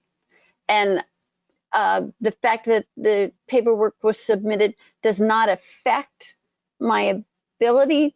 It's the information itself that I'm not ready to digest and vote on, if that clarifies. And for clarity's sake, the board is this is where I always get confused. It's a consensus-based decision-making, or it is a majority-based decision-making? Is it 3 people? Is it 4 out of 5? Okay, It's 3. Okay. To pass. That's really helpful to just understand what it is tonight. And I hear you, Liz, on wanting more time. And also it's sounding like there are other folks that are also ready to move forward. So I will let you all figure that out. But it sounds like if the process is 3 out of 5 to move things forward, that might be possible. And if y'all want to wait till Liz is ready, that also seems possible. Yeah, we do. Just for a little clarification, we operate under the modified small board modified rules of Robert's rules. However, you'll see if you watch these meetings is that we often shift over to consensus model when it's not a hard decision for people. So there's a little bit of wiggle room there, but we are charged with following Robert's rules according to the rules that come well before us. What was I going to say? Oh, so I mean, there's a number of, Ian brought up originally the hesitations for going ahead and voting, or a few questions anyway. And I share some discomfort moving forward because, and getting the document read and further explained was really helpful to me. But there was an issue that I really want to kind of absorb a little more myself. And I think as the group communicated that this is a long-term process, you're encouraging us to take our time and be collaborative. So I think that's the spirit we're going to move forward with. But the thing I just wanted to throw out that I want to put a little thought to is that because it wasn't part of your 5, Fisher, is the facilitator qualifications seem to have kind of blown up. And I'm a little concerned that it's very restrictive. And so I'm hoping that, not restrictive, that's not the right word, but let's just say it's a pretty rigorous bar, and I'm not saying it's a bad thing, but it was a little more wide open before. So it's just something I want to consider a little more myself. The number 2 really has to be thought about by me. So that's why I'm not personally comfortable. Daniel. I think that the kind of description of what the facilitator should have as experience and qualities and qualifications is really important. And I think that we should set our bar as high as we can. And then if we find that there is no one out there who is willing to submit a proposal that meets that standard, then we would need to take that and move from there. But I think, set the bar high. we are blessed in this, you know, region of the country with many people who would fit that bill. Whether they're available, whether we can afford them, is another story. But let's at least, you know, go find them first of all. Yeah, it's more about, it's a new thing, and I just wanted to kind of think about that a little bit, offer suggestions, but yeah, it's nothing that will stop us going forward. But it does add to my discomfort of moving forward with a vote on something that our entire community hasn't really had a chance to review. Yeah. Ian, do you want to chime in? Because I know you were the first person to bring up those questions. Yeah, I'm not comfortable on voting on it tonight. I hear all of the points made for this was a supportive document to help us with the discussion tonight, and I think that has merit, and I appreciate that it was read out loud. But I've referred to it a number of times tonight. I've read it twice. It's been very helpful in this discussion, and no one outside of who it was shared with prior to the meeting has access to it until right now. I really believe that this is a community discussion, all of Brattleboro. And so I don't really, moving forward, I think I'd like to kind of vote on a single document. And so I think I agree that there's a lot of consensus. And so I don't think it would be too difficult for us to get a single document together to vote on. And I know that pushes it out, and I know people are like, I think this has been a really good discussion, and I don't want to push this out just because I don't want to vote on it or something. Like I really want to move this forward, but I think it is really important for people to have access to this material, and like I want this document to be in the next supporting documents for the agenda when we discuss this again. Absolutely. Absolutely. So I haven't kept up. You were just speaking. So Brandy, you got a hand up. Go ahead. Oh, okay. Can you hear me? Is my mic on?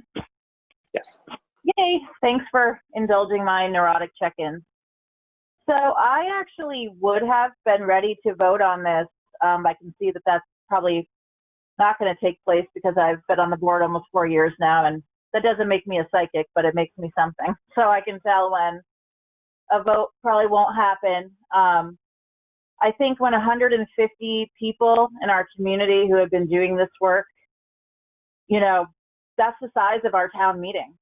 And 14 organizations in this little area, that's the size of our town. So I understand that not everybody has seen this document, but I also want to say that everybody has seen the Reformer articles. Everybody has our email address. Everybody has seen the news. Everybody knows what's up. And everybody that we represent has the same opportunity as the 71 people that are sitting on this call with us right now, and they're not here. Mm-hmm. I just want to throw that out there. Actually, some of the people we represent have more opportunity to sit on this call right now than the 71 people who are here. And so something right now has been making me feel, and I have to like check in with my feelings. I feel anxious and I feel a little bit embarrassed, and I'm not fully sure why, but I want to just say that both of those feelings are coming up inside of me as I have this conversation. I feel ungrounded, a little anxious, and a little embarrassed about this conversation, and I need to kind of sit with that feeling. But I did want to vocalize it because I feel like it's important to say those things. Thank you. I'm not sure what we would be voting on if we voted today. I could offer something. We might need to wordsmith it a little bit. Can I, before you do that, I think that's welcome, but I want to be able to vote yes on something. If we vote tonight, what can I vote yes to if I still have these questions and feel like I need to think about these problems that I brought up? I mean, that's what I wanted to get out there. Like, I think it'll be a stronger thing if we can all support it, right? Sorry, Daniel, did that totally blow up what you were going to say? No, that's fine. I mean, the history of this board is that lots of votes are 5-0. Not all votes are 5-0. And Tim, I remember when we, convened this most recent, well, the last two versions of this board, you talked about like, hey, it's okay for us to have disagreements. We don't have to be 5-0 all the time, and that's true. I feel both confident that, like, were we to get some people together between now and the next time we meet to take up this issue, we could arrive at a beautiful, polished document that contains all the stuff that we've all agreed is really important tonight. I mean, you've heard from me that I don't have any misgivings with what's been proposed by community members, and also I've had way more time to have access to that than you all. I think we've had really good explanations from people, and I know that we're all capable of taking things on the fly. Maybe we don't need to have every single word of an RFP to vote on tonight, but we could vote to accept the proposal from the community and create an RFP based on that in time for our next meeting. So I would make a motion, something along those lines.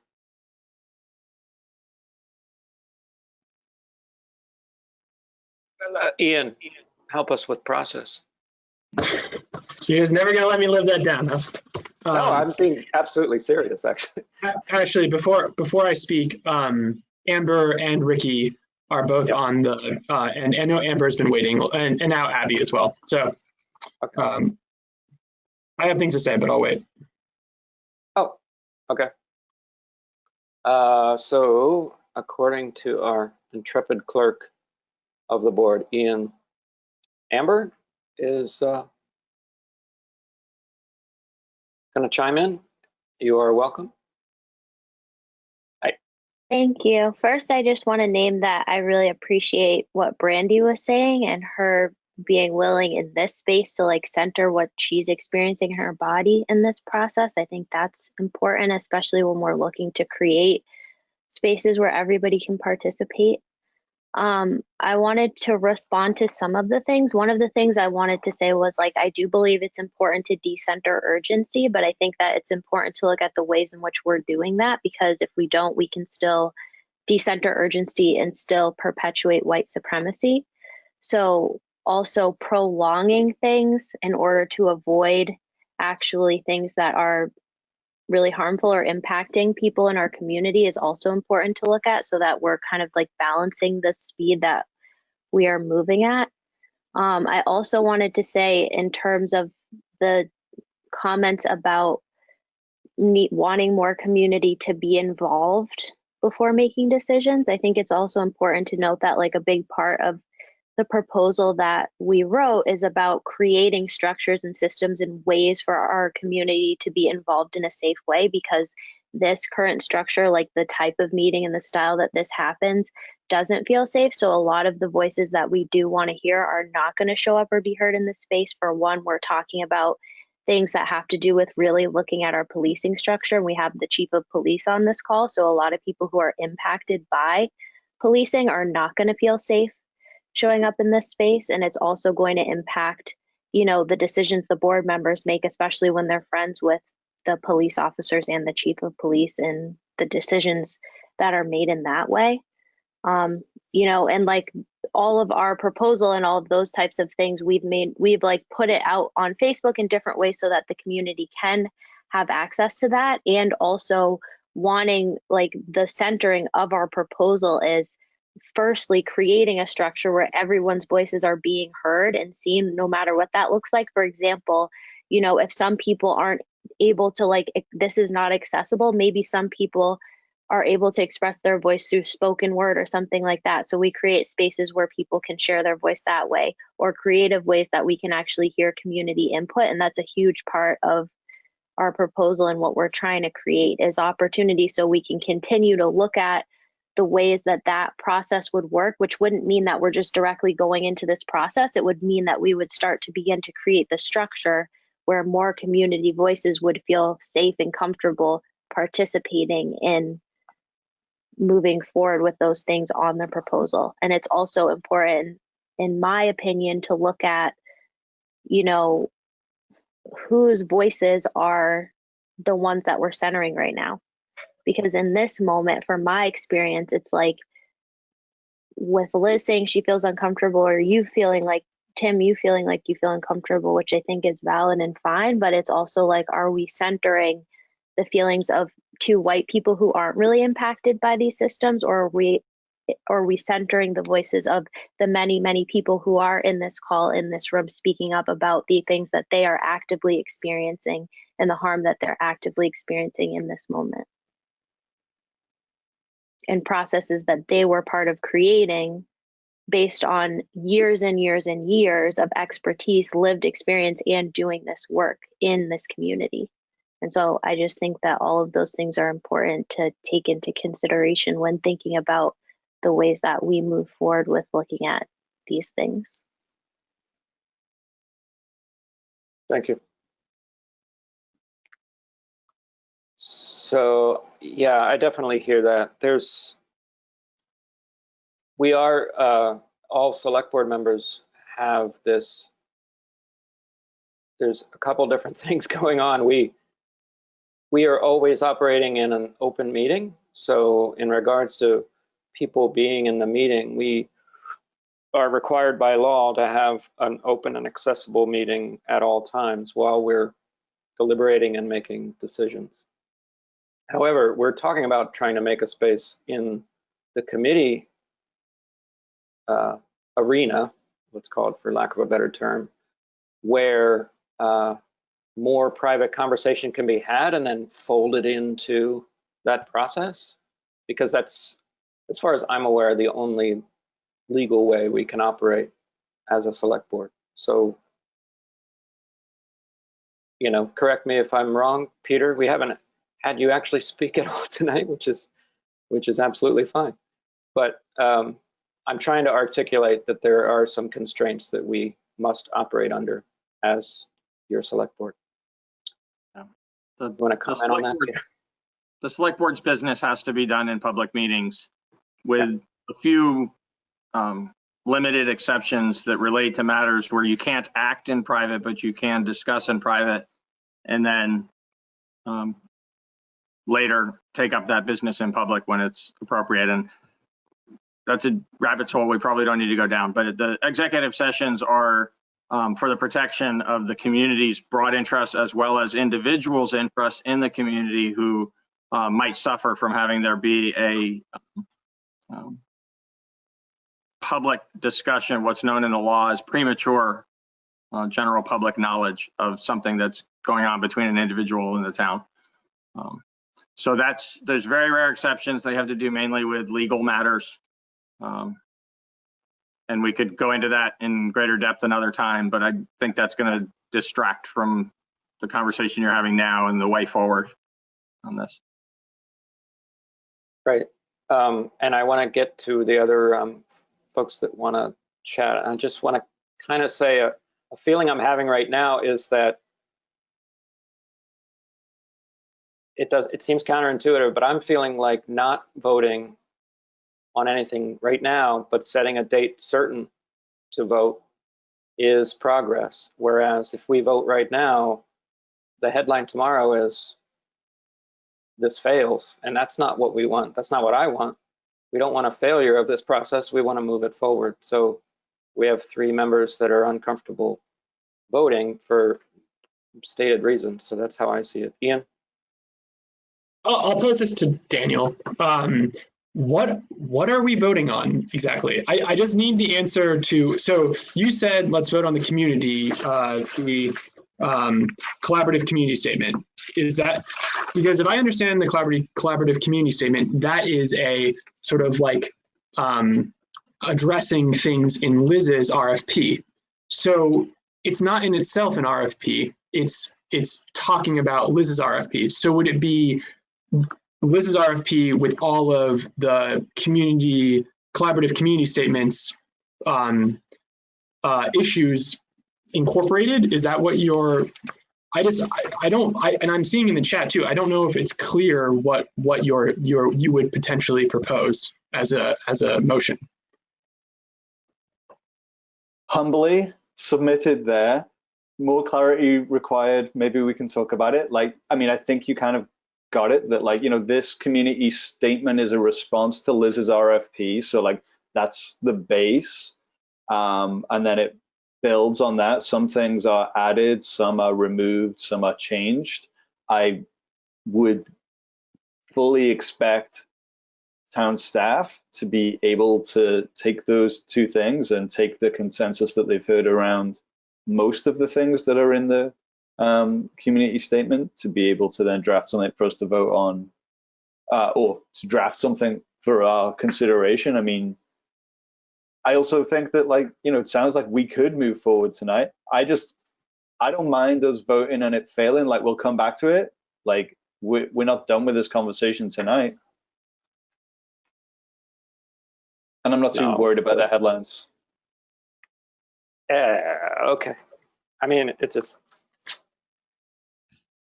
it would be frustrating to me to sort of turn this into a no vote just because we want a little time to digest this document. Anyway, let me go back to our community. Ricky, I think, is next. Thanks, Ian. Ricky Rosati and then Abby.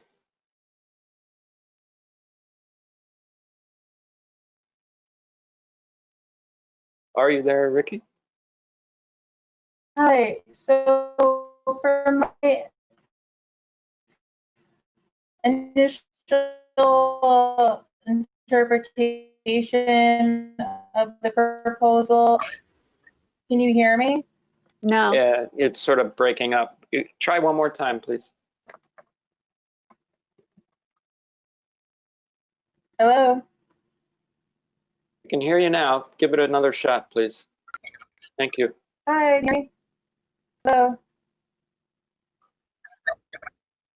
Great, so for my interpretation of the proposals, there was an assumption that the committee would be appointed, as most of the committees are now by, well, all of the committees are now by the select board, but from the chat box, Amber Arnold said that they are planning on having this be a publicly elected committee. And so I wonder if that serves as an example to the select board to reform the other committees to follow those positions being publicly elected.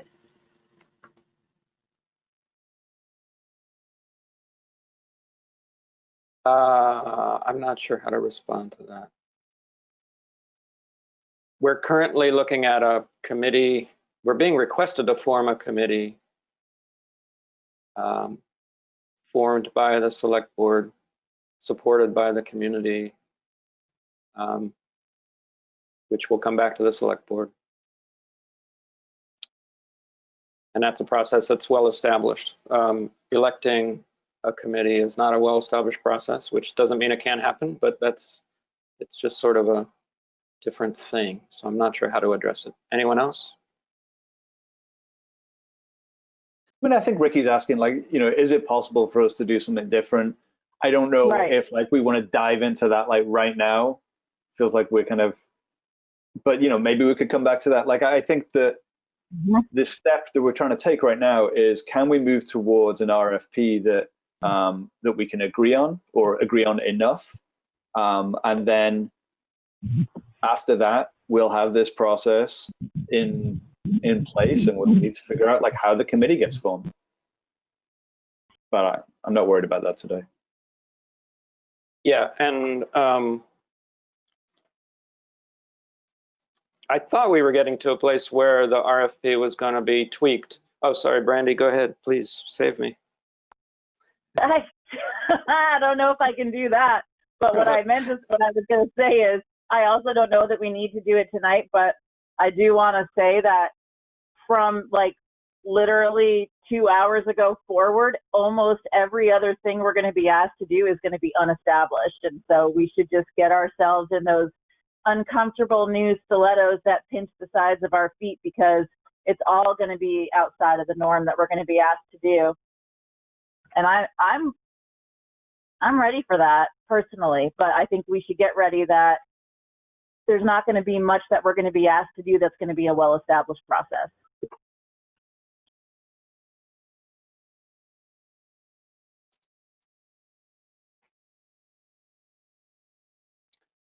Okay, thank you.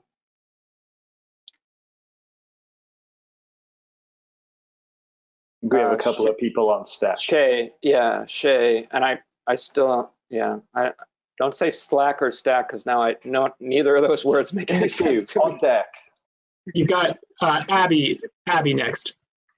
Thank you. Hi, thanks. I'm gonna do my best not to repeat anything that anyone has said, and especially thank you to Amber for speaking so bravely and honestly to the select board.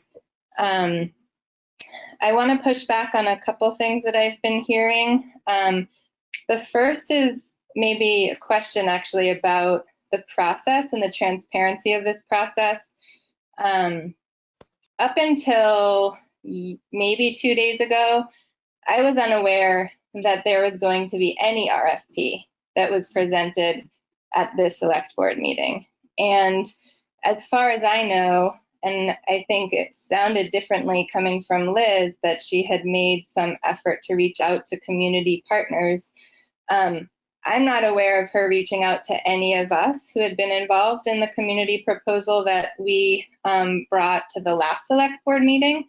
And so the transparency of that process feels or the lack of transparency feels very problematic, because some of what I'm hearing is that we didn't get our documents in time for this to be part of the public record and listed on the website and something that people could access beforehand. But we weren't aware that there was going to be a proposal at this meeting that was going to be potentially voted on beyond what we had all discussed 2 weeks ago. So that feels unfair.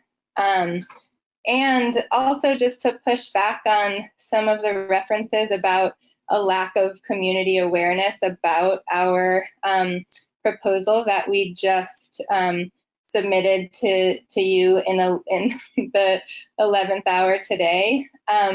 I would actually say that we have potentially been more successful at engaging members of the community than most prior select board meetings and initiatives have been in the traditional way that select board meetings have gone about soliciting public input and feedback and participation.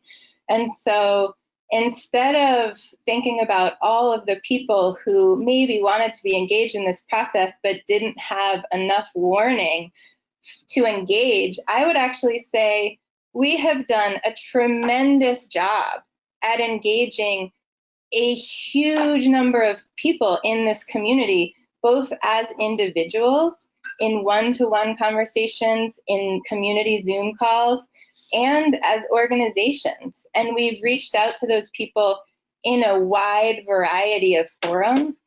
And so I think it's actually really misleading and false to say that this community collaborative proposal that we're coming with today does not have sufficient community input. I actually think that's just really misleading and false. And to echo some of the things that other folks have said, I think we need real clarity. If I'm still unclear if there's going to be a vote tonight, but if there is not a vote tonight, we need real clarity. What is going to be at this next meeting and what you may be doing privately as a group and what's being put forth, so that we're not surprised as a community of people who are really engaged and committed to this process you know, on the Friday before the meeting, that we now have something to respond to as quickly as we can. So I think that was long-winded enough. And like Brandy, I'm just going to notice that I'm getting really a lot of intense emotions coming up right now, but I feel like it's unfair to say a lot of these things. Thank you for listening. Okay, thanks. So,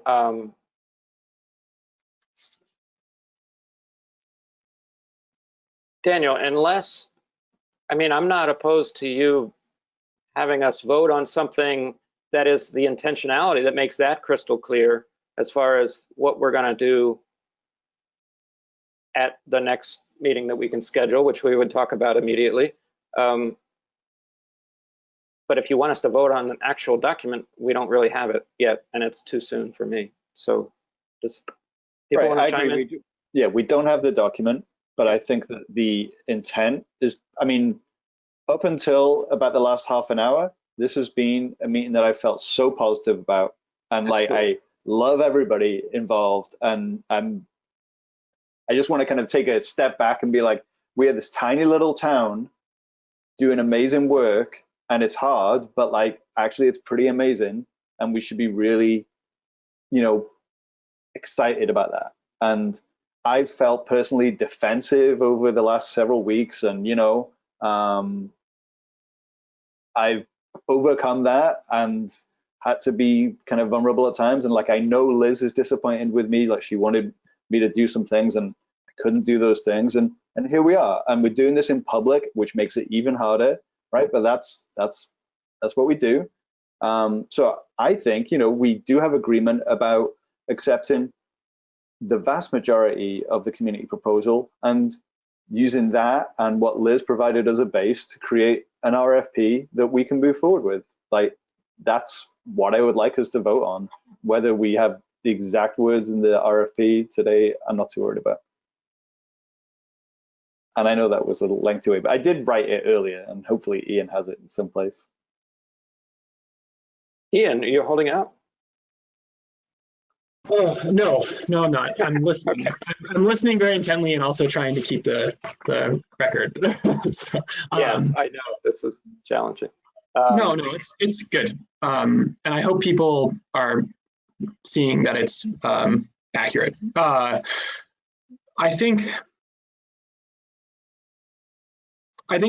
guess like I'll speak to Abby for a moment because I really appreciate her points. I do, and I like I'm trying to work it through it myself in public right now, like Daniel wants us to do, which I appreciate. And I'm just trying to keep in mind too that I represent the entire town of Brattleboro, and so I want to make sure that there aren't voices being left out on such an important thing like this. I'm not trying to attack the incredible amount of work that went into this collaborative community statement, or say that there isn't sufficient collaboration and community put into it at all. I'm not trying to say that. I just want to make sure that the board is having a sufficient discussion on whether everyone has had the time and the community has had the time to review the material before we vote on something. That's really all I'm trying to achieve here. And the fact that we're discussing it now is part of what I've wanted. So, I think that's kind of where I'm at, and I'd like to keep talking, right now. I'm not like going anywhere. Okay.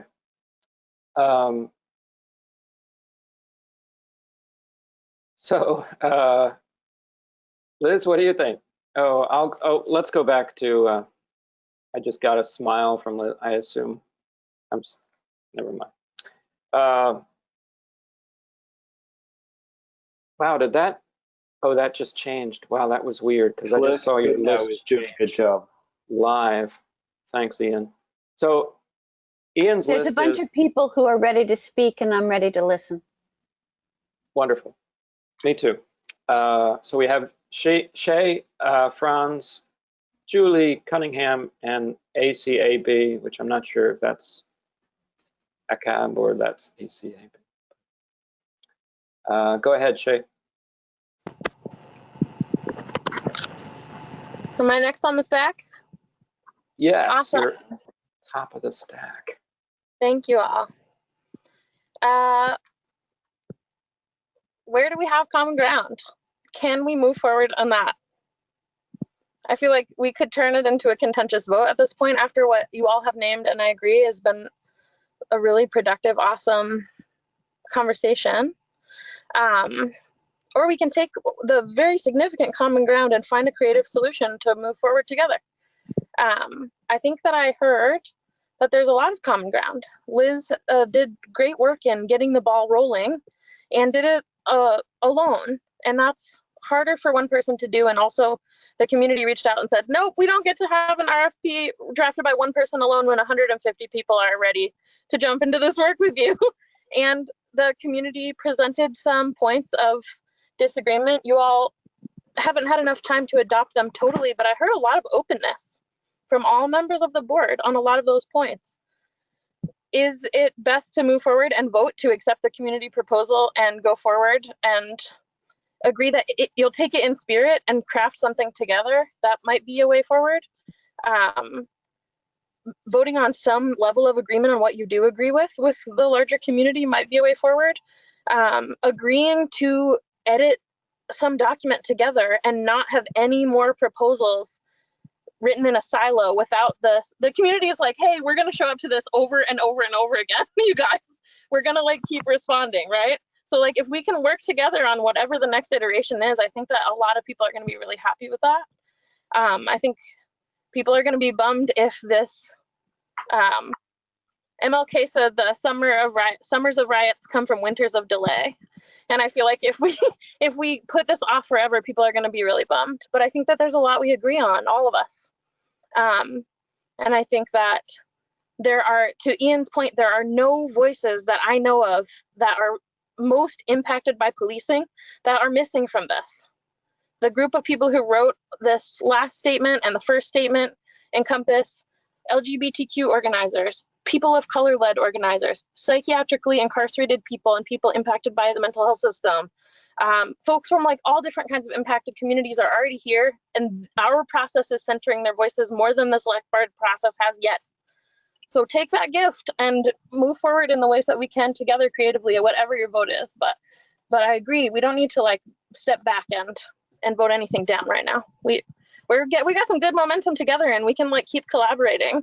As long as no more documents come from a silo, I think for the community to hastily respond to, I think we're laying the track to like work together. So I'm grateful for your labor and your time, and I hope we can find creative solutions that fit inside of the tricky little rules of select board meetings so that we can get some actual, keep getting the work done. That's what's important.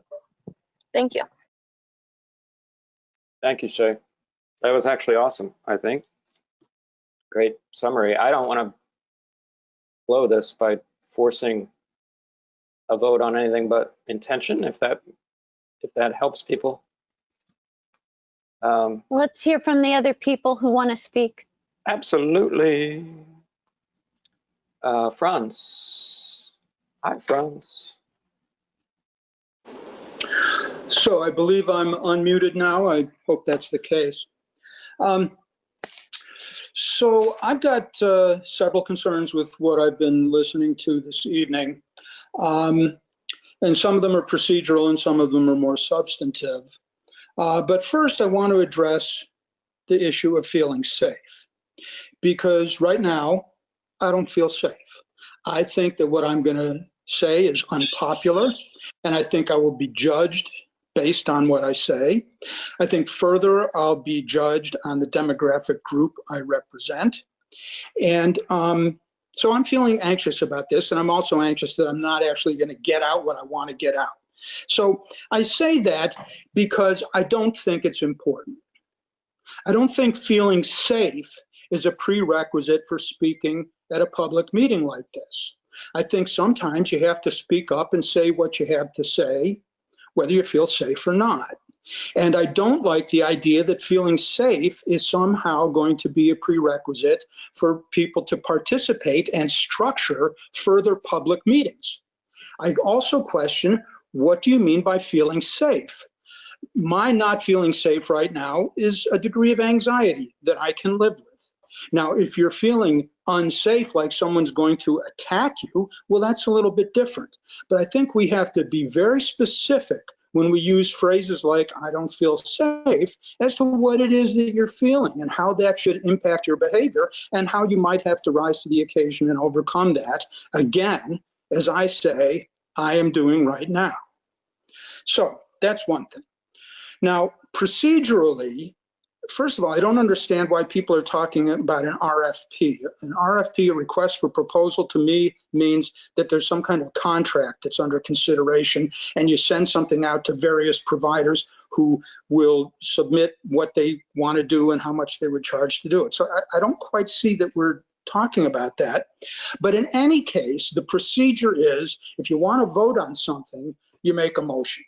And I haven't heard any motion made. It's just been this sort of, are we going to vote on an RFP? And I don't even know what that means. So I don't think as of right now, procedurally, we're in a position to take any action at all. Or rather, I should say, you're in a position to take any action at all.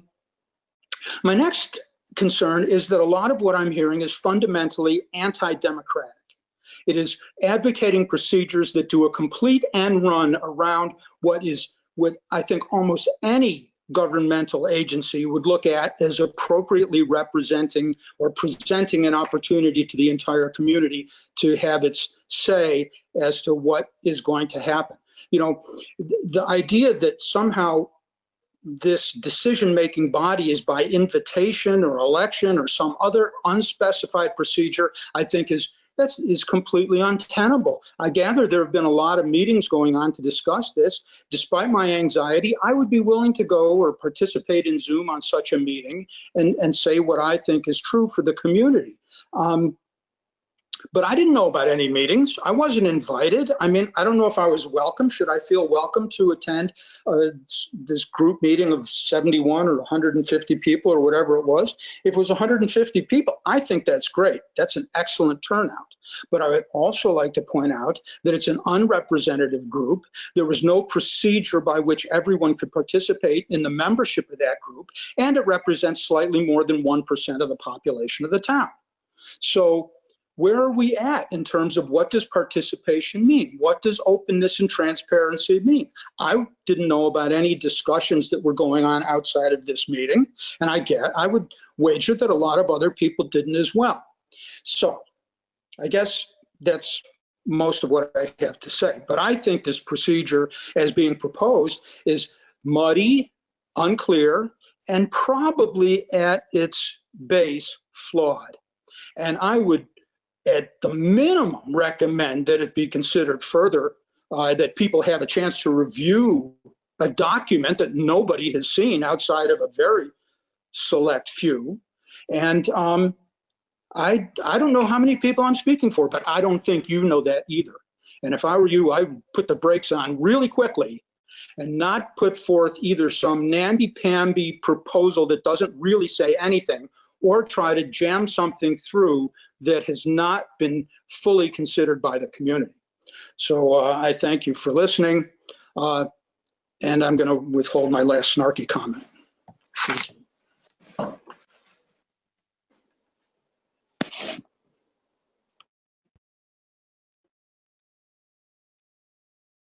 Tim, can't hear you. I totally did it because I was trying to hear everybody. Sorry. I just wanted to offer a clarification for Franz. Thank you for the comments. The RFP that was referred to was Liz's RFP that was included in the documents, which we didn't really give full shrift to. That's not using the term right. We didn't give full attention to because we had sort of a document that sort of took over the conversation that was in reference to that RFP. But there is an RFP, and most of the conversation has been about modifications to that written and submitted last week RFP. Is that fairly accurate for the rest of the board? Okay.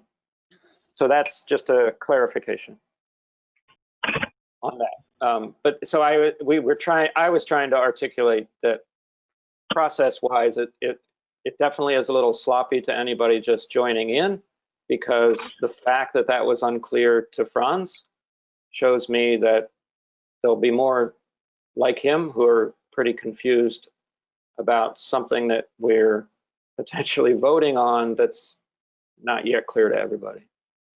And I think it's incumbent upon us to make sure everybody is clear with what we're voting on. Brandy? I just want to make it clear that I have words, but I also know that there are community members waiting, and so I will defer to our community, but I do want to speak. Thanks. Thanks, Ian, who has put up Julie, and then an unidentified person, and then Ain.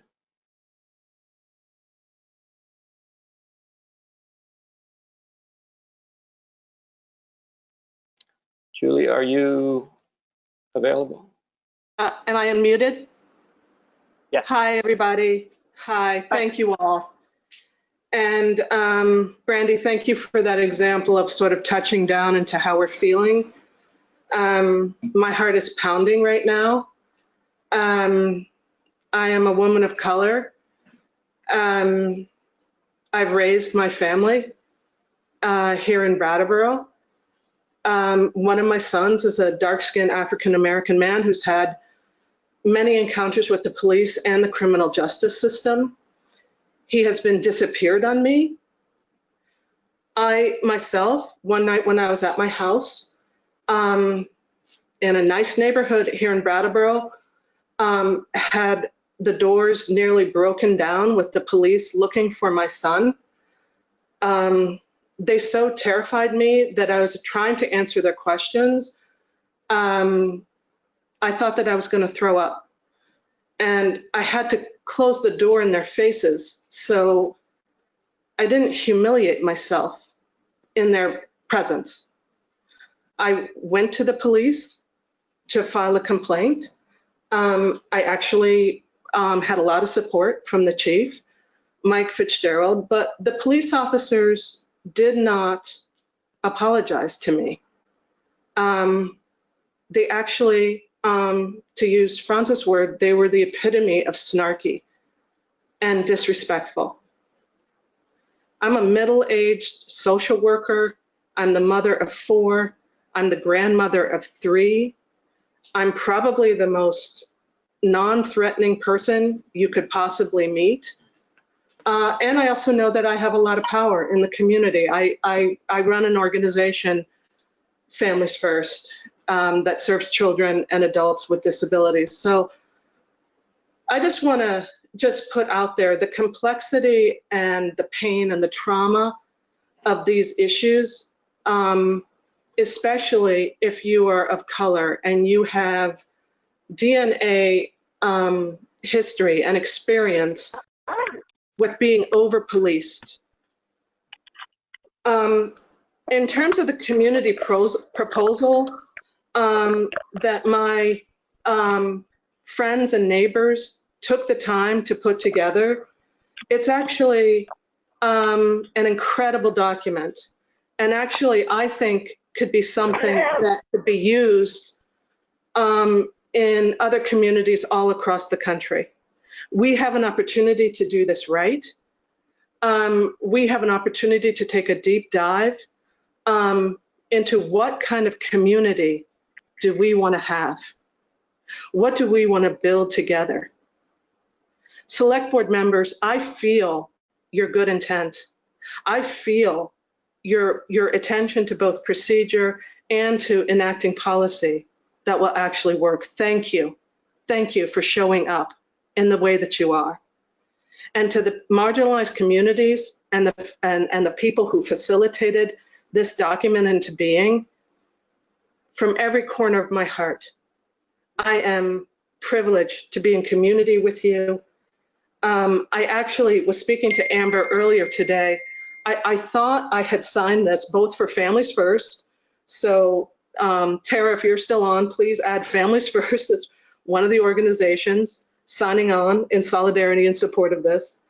And also my name personally, and I think I can speak to my family members, my husband Jay Cook and my daughter Zoe Cunningham Cook, that we are in full support of this work, doing this work together. So, and in terms of where we go from here, yes, I appreciate the comments around let's do this carefully.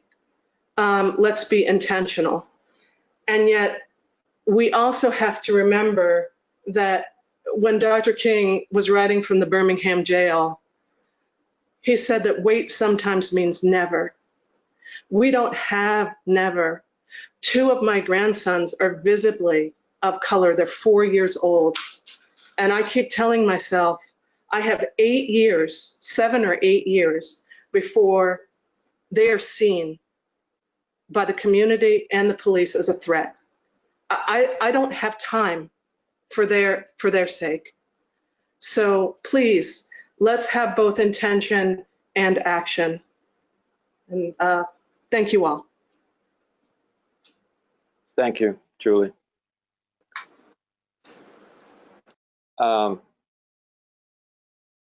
Sorry, I'm going to the list, and because it's too much. Ian, what do you have? Oh, I did it. I finally spoke with my mic on, mic muted.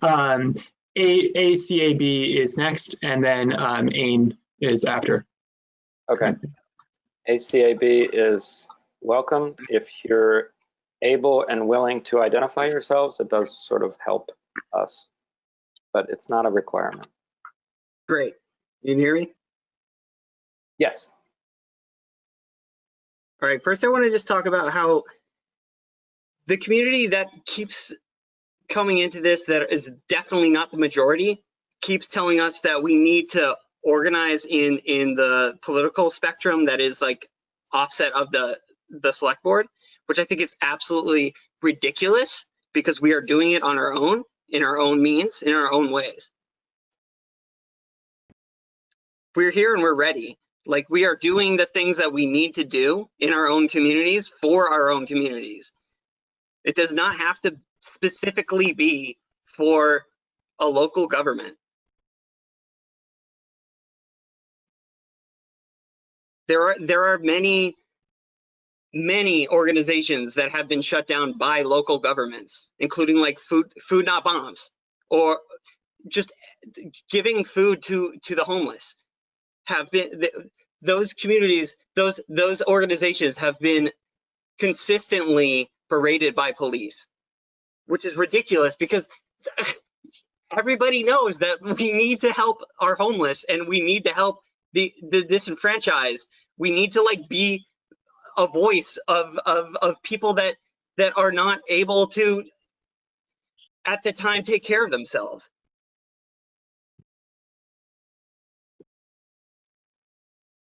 Sorry, I'm not done. All right, secondly, I just want to say that on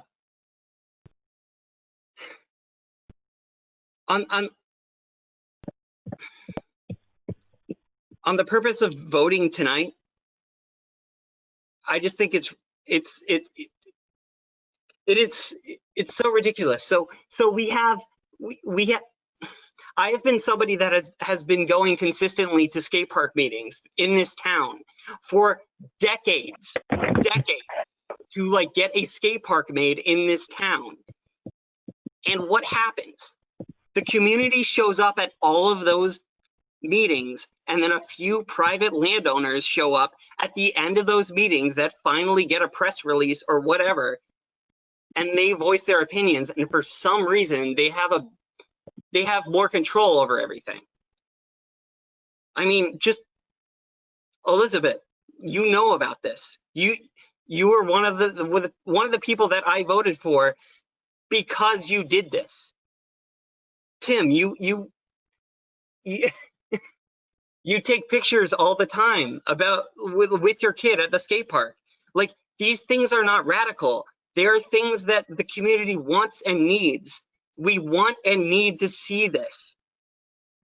Okay, I think we're getting there. I hope we're getting there. I don't want to cut you off, but I'm feeling hopeful, and I just don't want to lose that thread. I just don't want to see in 10 years this happen. You know? I want to see this happen soon.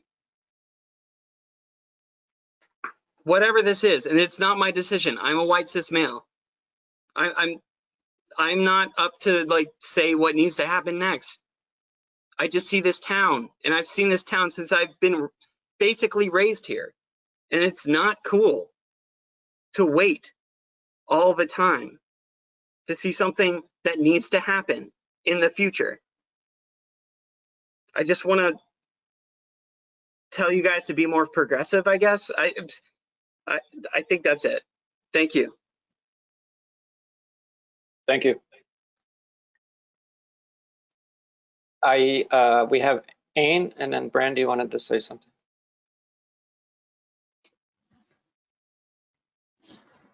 Hi, a lot has happened since I was originally going to speak. I'm sorry. Yeah, Julie just made me cry, which I don't like admitting, but now that's on the public record. So I'm trying to have a moment to not do that. So I originally was just going to ask a quick question. But I also, and I'm afraid to say this to you all, because I'm like friends with some of you. I respect all of you. I'm a community member with you, and I'm afraid to say that like it really bothered me what just happened with Franz, because I just hope that, I don't want to call anyone out. I just want to have a moment where you could look back at what you kind of did there and look at what you did when people were speaking a couple meetings ago and they said, I experienced this harm. I'm angry at you. I'm angry at you because you don't care about my harm. You said this and I didn't like it and I'm mad because I'm hurt. And the way that those people were kind of treated, and I don't think it was with intention, but it was kind of like, well, they're not speaking for everyone. That's not everyone. How many people is everyone? I mean, I know that this one guy thinks we should all just get over our fear and our safety, but so many people are here and not even willing to tell their stories in this meeting, but they're telling them to us, and we're all trying to collaboratively work together, literally in teams of over 30 people that I'm just working with personally, and all of those people are working with other people, and we genuinely care about this, democratic process, and we're really invested in it, and we want to do it, and we believe in you when you said that this was something that you wanted to do too. So I, again, really want to work with all of you, and I know that all these people do too. So sorry that got a little ranty. I'm just kind of upset. I'm not crying, I'm just choked up. So then Ian, my question was actually for you, because yeah, I'm considered young in a lot of spaces too. So I just, I think it's important to kind of like learn together and grow that way. And what worried me is like, what are you afraid the community thinks that we're not considering? That's really what I want to know. Because you said you didn't want to vote on it. You didn't want to, think about it because you were afraid there was something the community thinks that we're not considering. And I want to consider that. I mean, we're here to do it. But if that thing is, I'm a white person and I don't want to be uncomfortable and I think that all these people are namby-pambies, that isn't a thing that I feel comfortable considering, and I hope we don't as a community. I hope that's not our values in Brattleboro and as a board and as a group. So yeah, I just want to ask that, and if you don't have an answer right this second because I'm putting you on the spot, that's fine, but we're here for the work. And so the last thing after that question is just to say, right now we're just asking for a process. Like we weren't trying to push through a plan. We want to tell you what we're looking for in a facilitator when we're ready to discuss it. We're just saying, can this be the process? Can we all agree on this? And yeah, so the question again was, what do you think that the community thinks we're not considering? What do you want us to consider that we're not considering? And I hope that you'll allow us to consider that. And again, like Shay said, not work in a silo, but work together. Thank you.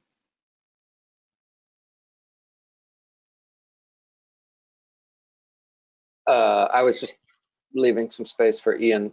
That's fine. I can. I'm just sort of jumping in front of. Yeah, Brandy, that's the uncomfortable but part. I will happily address it. But why don't I'll address that? Let's let Brandy speak. She's been sort of waiting for a while.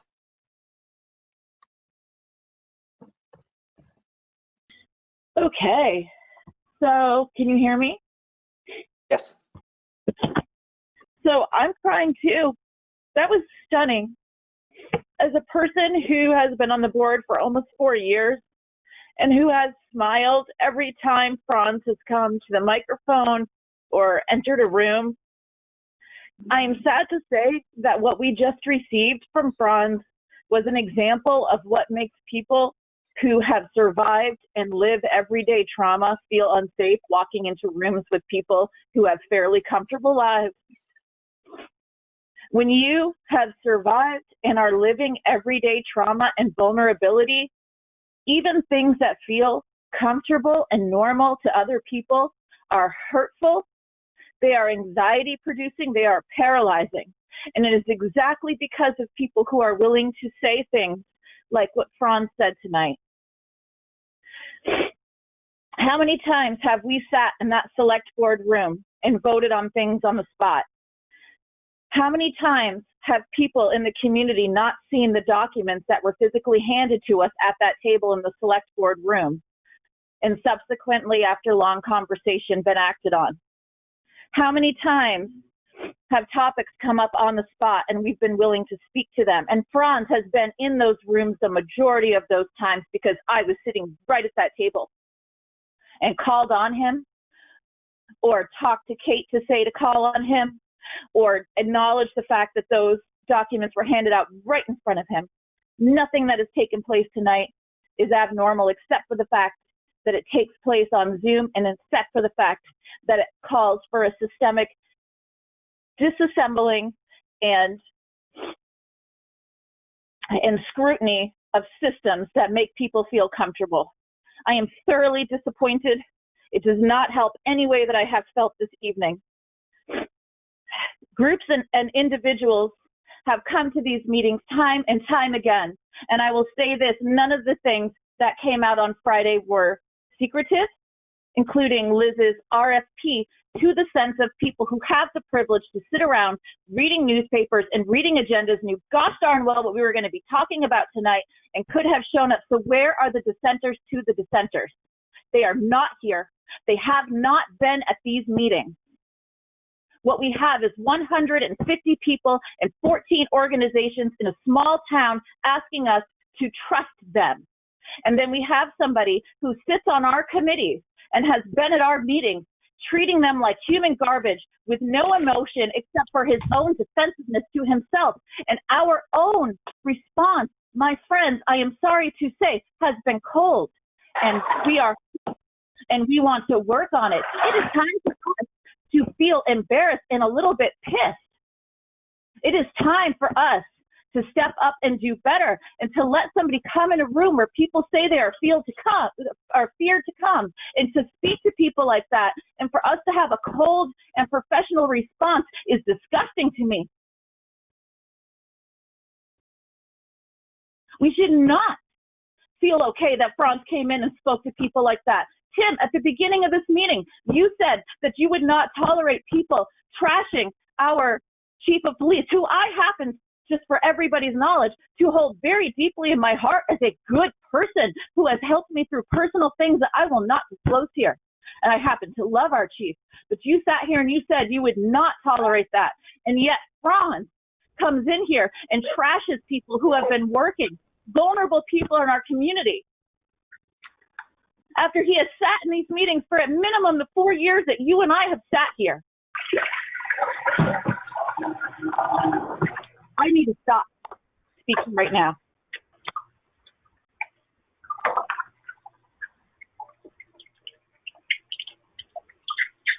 Hi.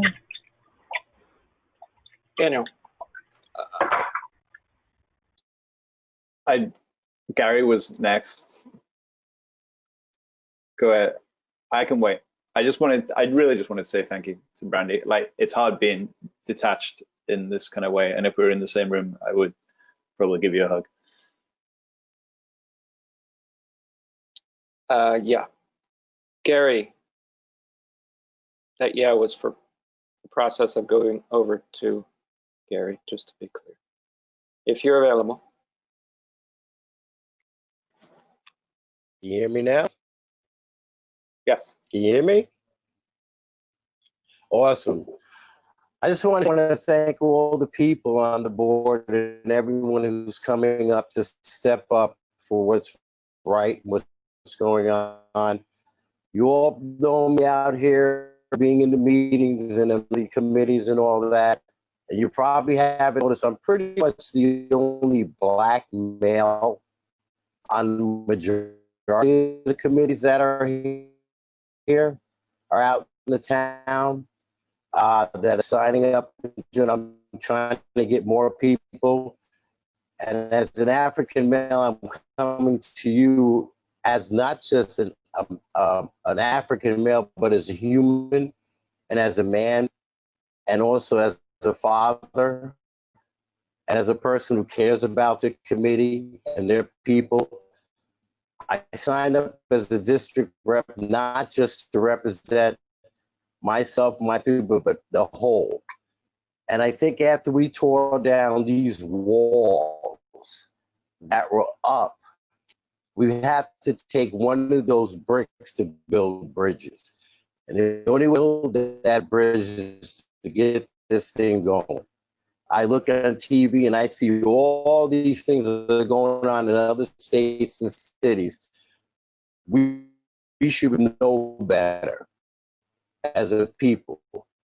And if doors are going to start to opening, we have to make those doors open. The only way we're going to have to open it, we're going to have to be at that door with open arms and hands and greeting these people coming into this town. And also people who want to join on these committees.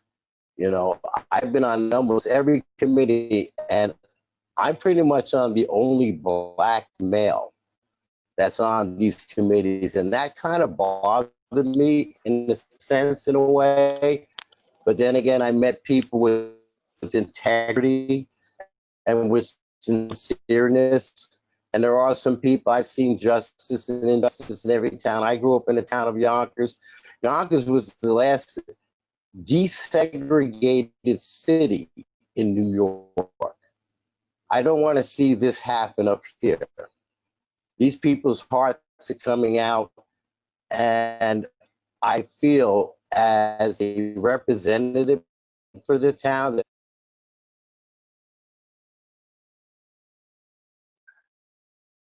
We might have lost you, Gary. coming to a lot of communities, but I am out there. I'm a man on the street.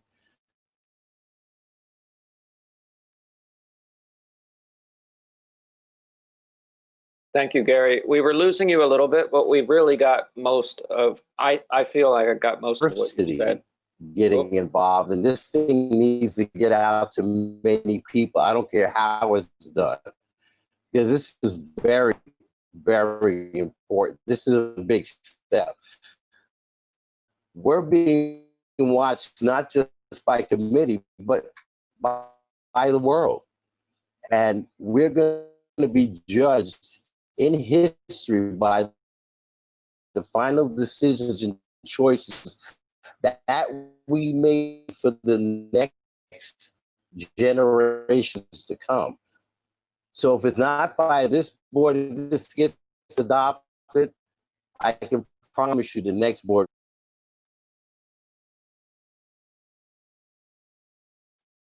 Okay, Gary. If you're done, we're having a little bit of trouble hearing you, but as I said, I think we got most of what you said. If you'd like to try to improve your connection and call back or dial back in, you're welcome to, but I think we got most of your points. Thanks, Gary.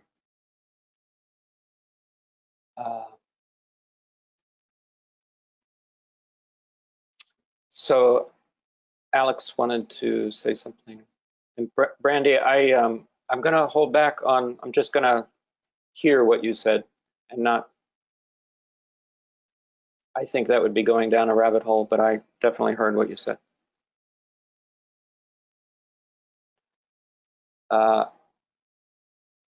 Alex?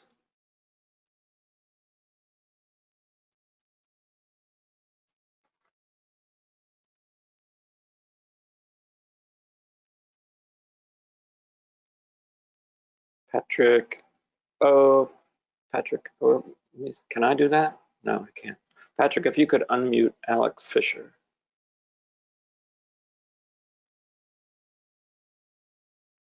There you go.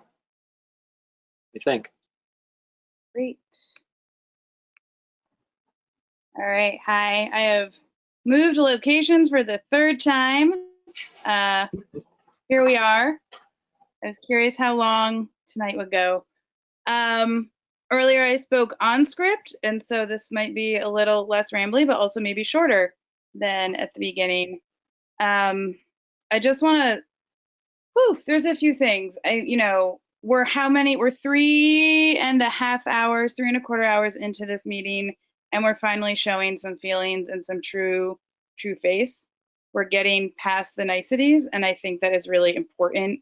It is unbelievably uncomfortable to feel feelings in public, and it is unbelievably uncomfortable as white folks to have feelings about ourselves and about other white folks. And it is so important to do that and to do that work. Brandy, thank you for being so bold and so beautiful.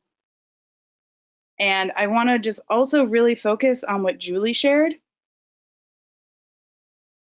She shared, to tears, knowing Julie, knowing her kids, what she shared, and to really make sure that what we're doing right now is not getting sidetracked by one angry white man.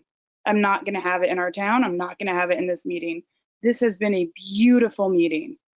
We have come so far tonight, and personally, I refuse to go from the moments earlier where select board members were willing to be open, to be sharing, to be considering things. I know that we have done so much work outside of this meeting for folks to connect, to build bridges, to build the relationships. And Franz, I am so disappointed in you, but I'm also so thankful for you to show us true colors and to really show what we're up against and making real change in this town. I am sorry that you're going to be uncomfortable because change is happening. You will continue to be uncomfortable. And for those that agree with him, you will continue to be uncomfortable, but you will still be safe. And that is a huge difference from what a lot of folks are experiencing right now. And I really want us to move forward with the beauty and the collaboration, but we also cannot ignore what happened. So thank you, Brandy, for taking the enormous amount of time and effort and emotion and vulnerability to share that. Having feelings is amazing. Having feelings is how we heal from the trauma of white supremacy. It's how we as white folks start to heal from the trauma of the pain we've inflicted on others and from the pain of benefiting from systems to feel the feelings and move through them.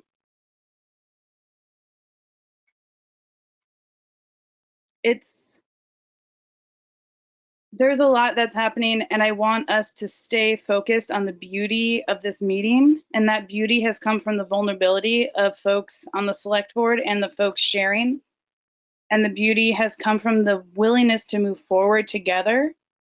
And I'm just going to call on right now a moment when I cried a few weeks ago in my car when I listened to an NPR interview with the city council of Minneapolis, and the head of the city council had just decided to disband the police, right? And that work was coming off of decades of organizing. We are at the beginning of our journey, and they were over a decade in. So I'm not comparing what we need to do right now to that, but what she said as the head of the city council of a city the size of Minneapolis was that we don't know what to do, but our community does. We might not have all the answers, but we know that our community does. And so I think in the spirit of things moving forward, what is being asked of the select board is not to have all the answers. That's impossible. You are 5 people. This is a volunteer job. This is not your job to have all the answers. It is your job to know who has the answers. It is your job to let the people that have the answers come forward, and it is your job to move out of the way for us. And I know that you can do that. I see you starting to do that. I see you doing that tonight so much, and I just want to encourage you to move that forward one more step. And I want to also encourage us to center ourselves on how we want this to go. There will always be people trying to pull us in directions, and there will always be people using anger as a way to justify their privilege. being shifted, but this is about uplifting everyone. So I believe in us and coming back on track about sharing emotion as a beautiful thing and as a necessary step moving forward. And I believe that you as a select board can grab hold of this meeting, can figure out how to close it and wrap it in a way that does not ramble on till 11 o'clock at night, where emotions get higher and higher, and people get hungry and tired, and folks need to go to bed. So please take control of your meeting and let's move this forward. Thank you. Thank you, Alex. Daniel had his hand. He waved first. Thanks, Tim. Thanks, Alex. Appreciate you. I'm really sorry that Julie had to tell us that story. You know, like I get I'm gonna make an assumption that Julie probably didn't really intend to come here and tell us that story tonight, and she felt that she kind of had to. And I think that in some ways, the process that we're talking about, right? We're asking for a process that may well, in fact, reveal more of those stories, and it needs to be a safe process because revealing those stories will be really, I mean, you know, it could be potentially harmful for folks. And I do believe that we can move forward from this moment with enough consensus that we need. An hour and a half ago, we were in good shape. Nothing really changed, you know, substantively. The proposals are still the same. Liz's was a good base. The community came together and worked real hard and, you know, responded. It's collaborative. Like, this meeting was warned, as it should have been. The only agenda item was police review process. If you had something to say about police review process, you would have shown up tonight. And if you didn't have something to say, then I guess you're not here. You know, so I know that, you know, I don't want to get hung up in process, but it's also important that we have transparency, right? And that people have access to documents. If I had not sent that email, people would have still come to that meeting and said all those things. We could have still responded to what they were saying. We could have still incorporated them. I'm sorry for sending the email and giving you 6 hours notice on, you know, I'm not really sorry. I'm being sarcastic there. And I, you know, maybe if it wasn't 9:40, I wouldn't be sarcastic. So I'm sorry that Julie had to share that story. And I see her in the chat now. But I think that we could make a commitment today to say we're going to incorporate all the stuff from the community proposal and build on Liz's good work and move forward with that. I don't think we need to have the document fully fleshed out tonight, but we could make a commitment as a board that that's what we'll do. That's what it will be based on. So that is my motion, as rambling as it is. I did present one earlier that was more succinct. Okay, Ian? Well, and Liz. So did you just make a motion, Daniel? Yes. Okay. I'm trying to gather myself. Yeah, actually, first, I'm going to take this consideration. Daniel, can you restate the motion? I'm going to do my best. I wonder if Peter saw it and got it down. Oh, sorry, Peter. That's a dirty trick, Daniel. I just know he's paying attention. I didn't, but it was in the chat multiple times. So okay, it's I'm now in the scrolling chat. back up through the chat to find it.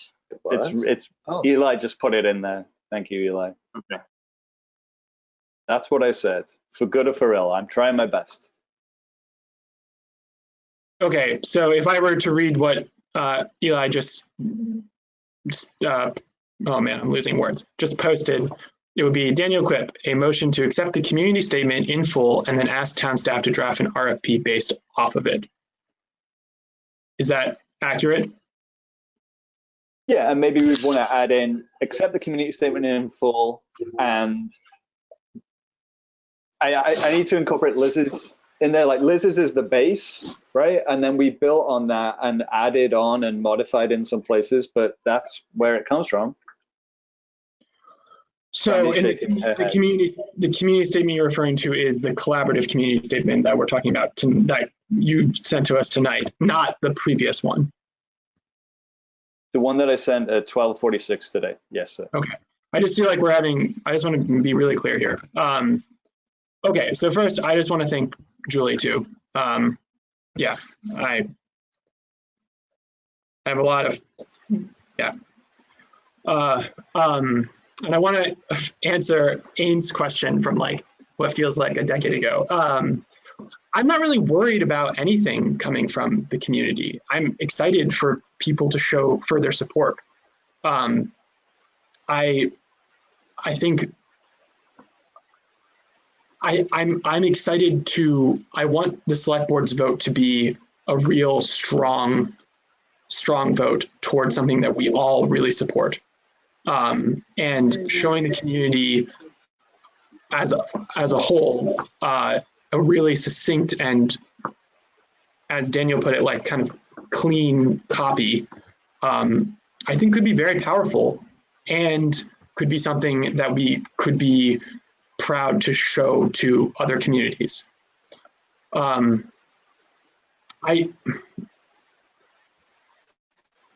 don't really understand why we couldn't move, kind of as this process has been going, to agreeing with, maybe with a motion, to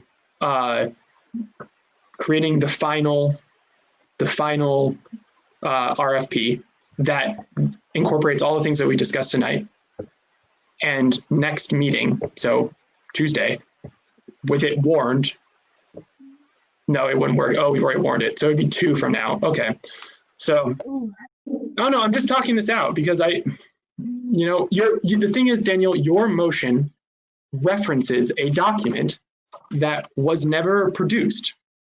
And I don't like that, right? Like that seems fast, and I understand all the caveats to why it wasn't, and but that is something that I think we need to consider here.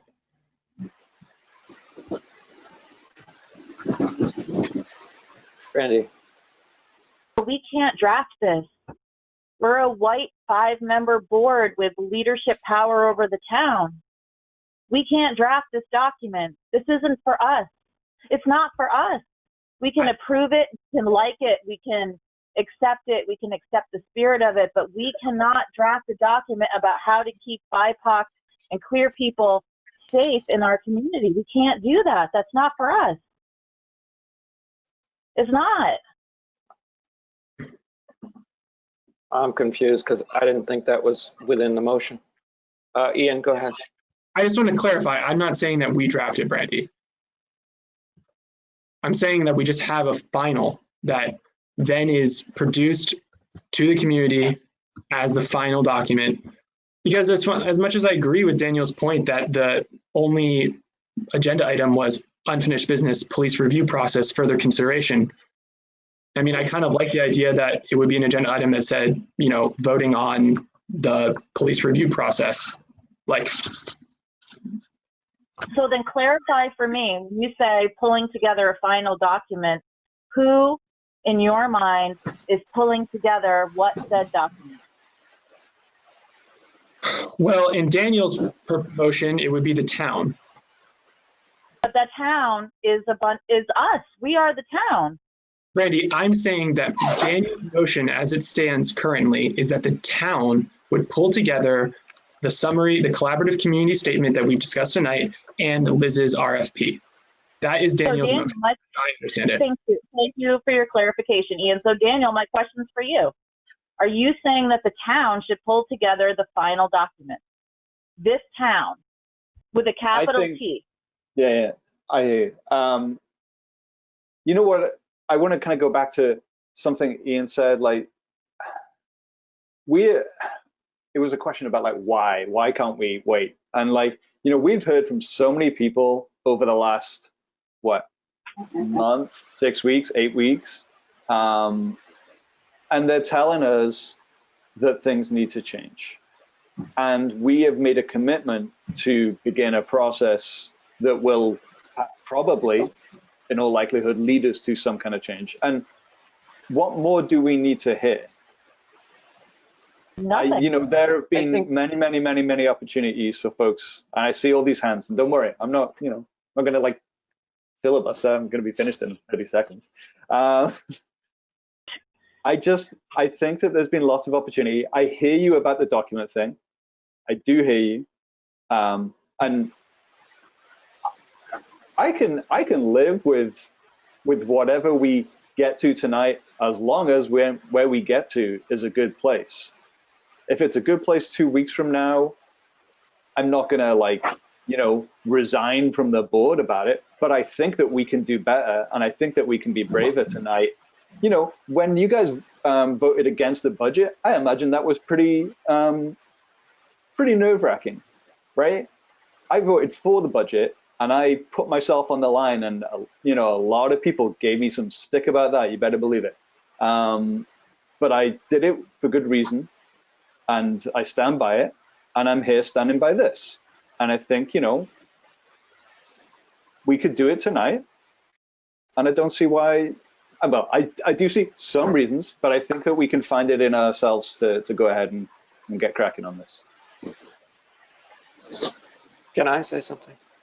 I think over an hour ago, we were in a place where we all were in unanimous agreement that at the next available board meeting, which is actually, I think the first would be the 11th, or even before, but that's what I see in August. That's the next available Tuesday, given that we have other board business scheduled already for the 4th.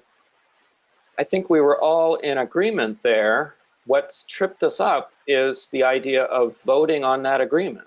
Am I missing something? That's not true for me. That's not true for me. It's not true. No. Can you, I'm sorry, then I misunderstand. Do you want us to vote on that intention? I want us to vote on an intention, and I want us to hold our feet to the fire that we will allow the BIPOC and queer community to take the lead on this. But I don't know what that means.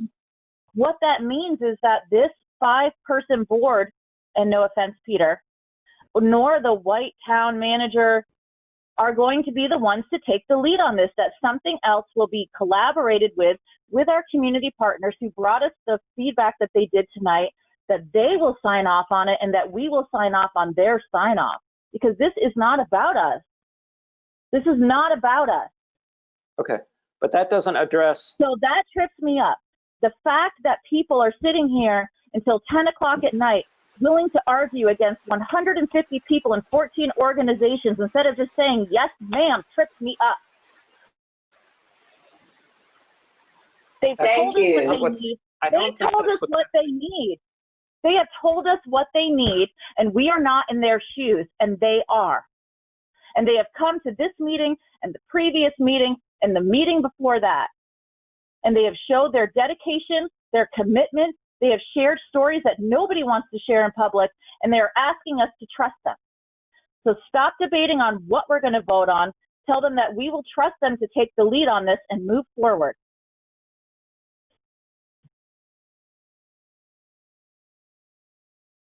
If someone wants to present a better motion that everyone can be excited about.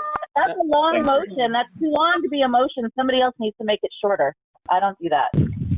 Oh, I didn't mean that. I meant if someone can make a better motion than the motion I made.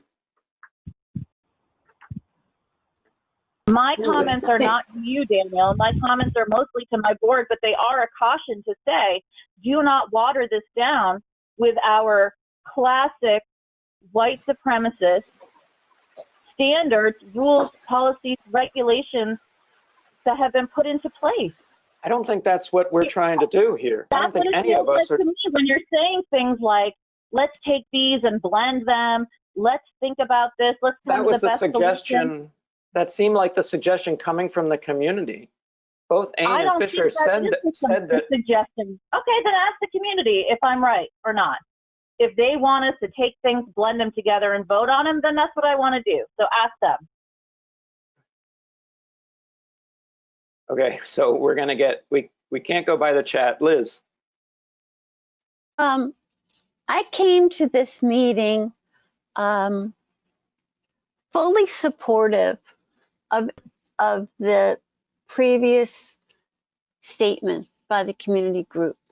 I took the time to listen, and I needed the time to understand, because I see the job of the select board is for all of the community, and to act responsibly and listen.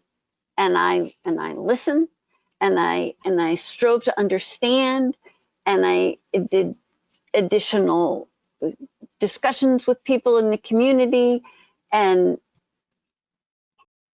came to a place that I thought was very promising.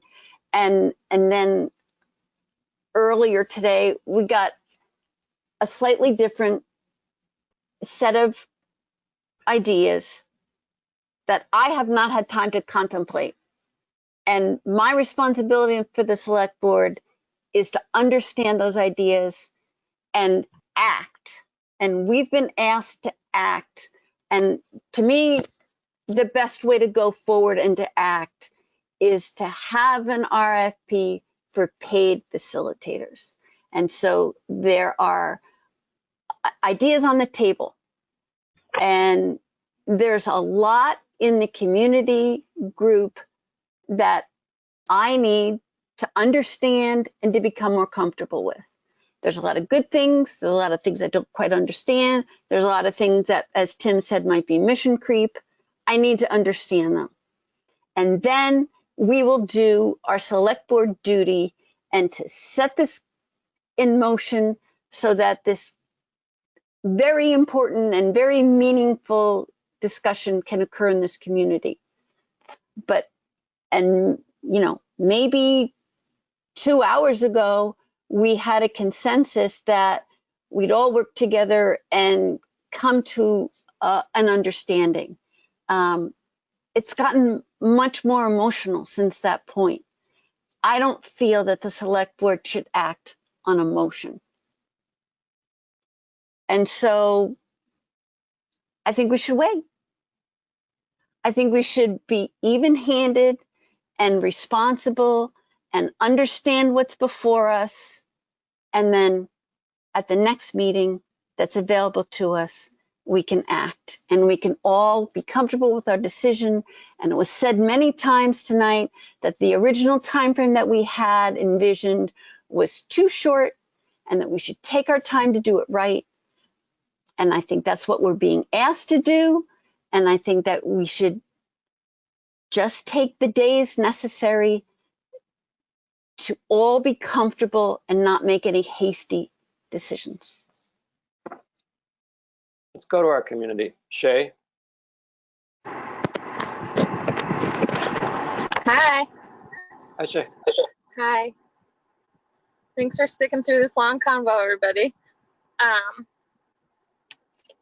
Haste and comfort are not opposites.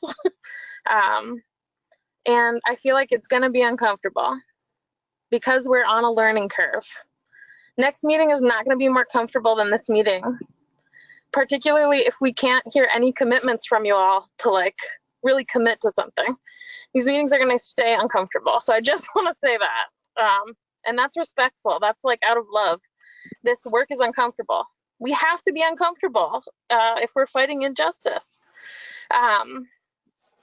Is there something you all can agree on? This is my last comment was very similar. There's so much common ground here.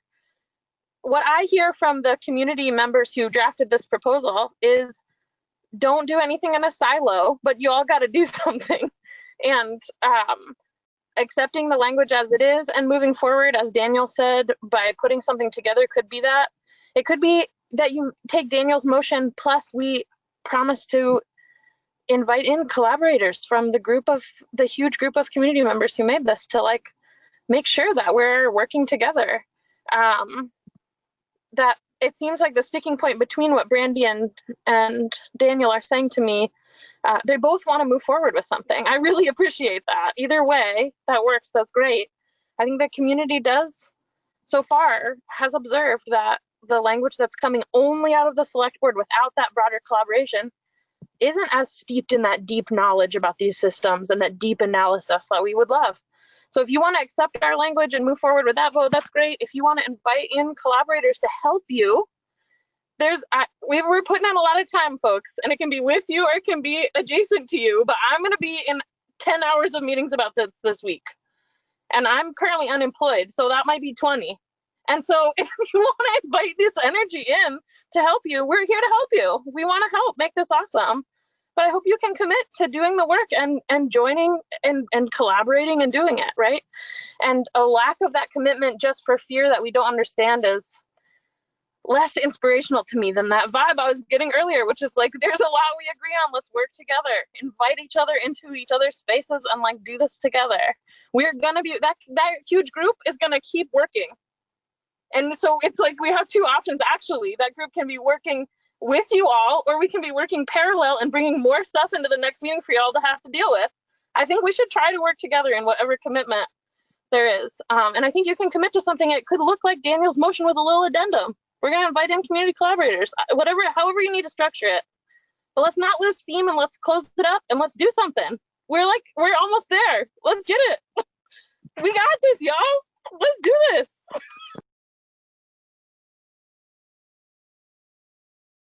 Thank you. Very nice. Let's go to who is next in the stack, as they say. HB. No, wait, I'm sorry. Is it Amber? Ian, help me out. It is Amber. Amber. I hope that you all could hold what Shay said, because I think it was really powerful, and she's sitting in a car with no Wi-Fi super late at night just to be a part of this conversation and like keep uplifting the community voice.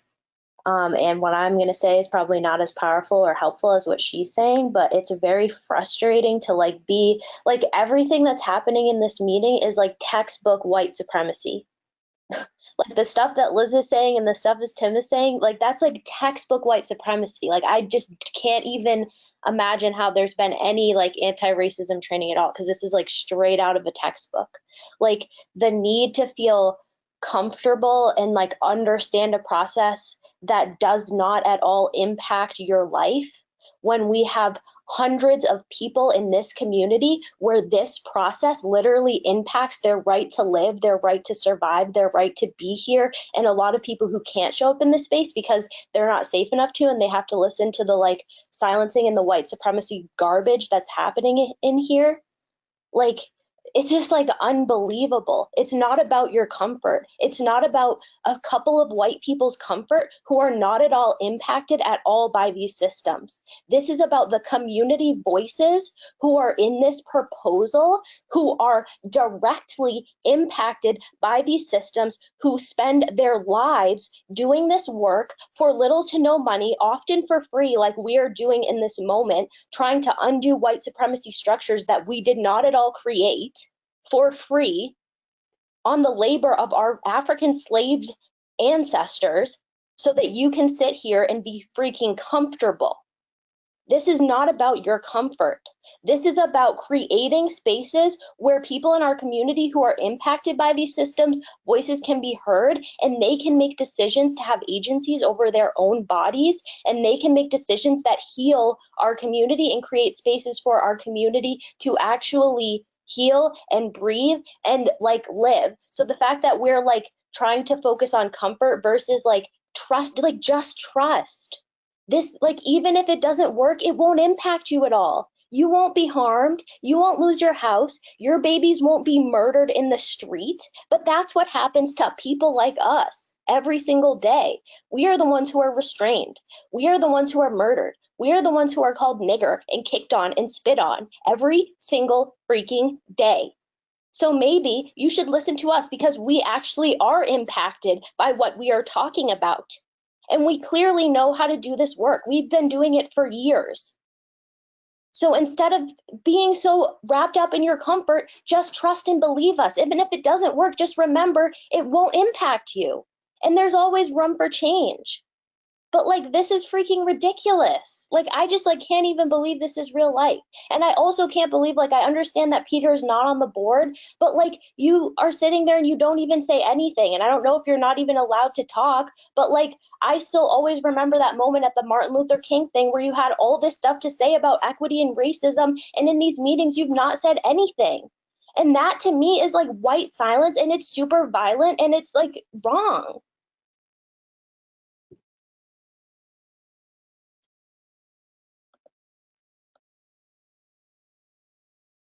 Okay, thanks, Amber.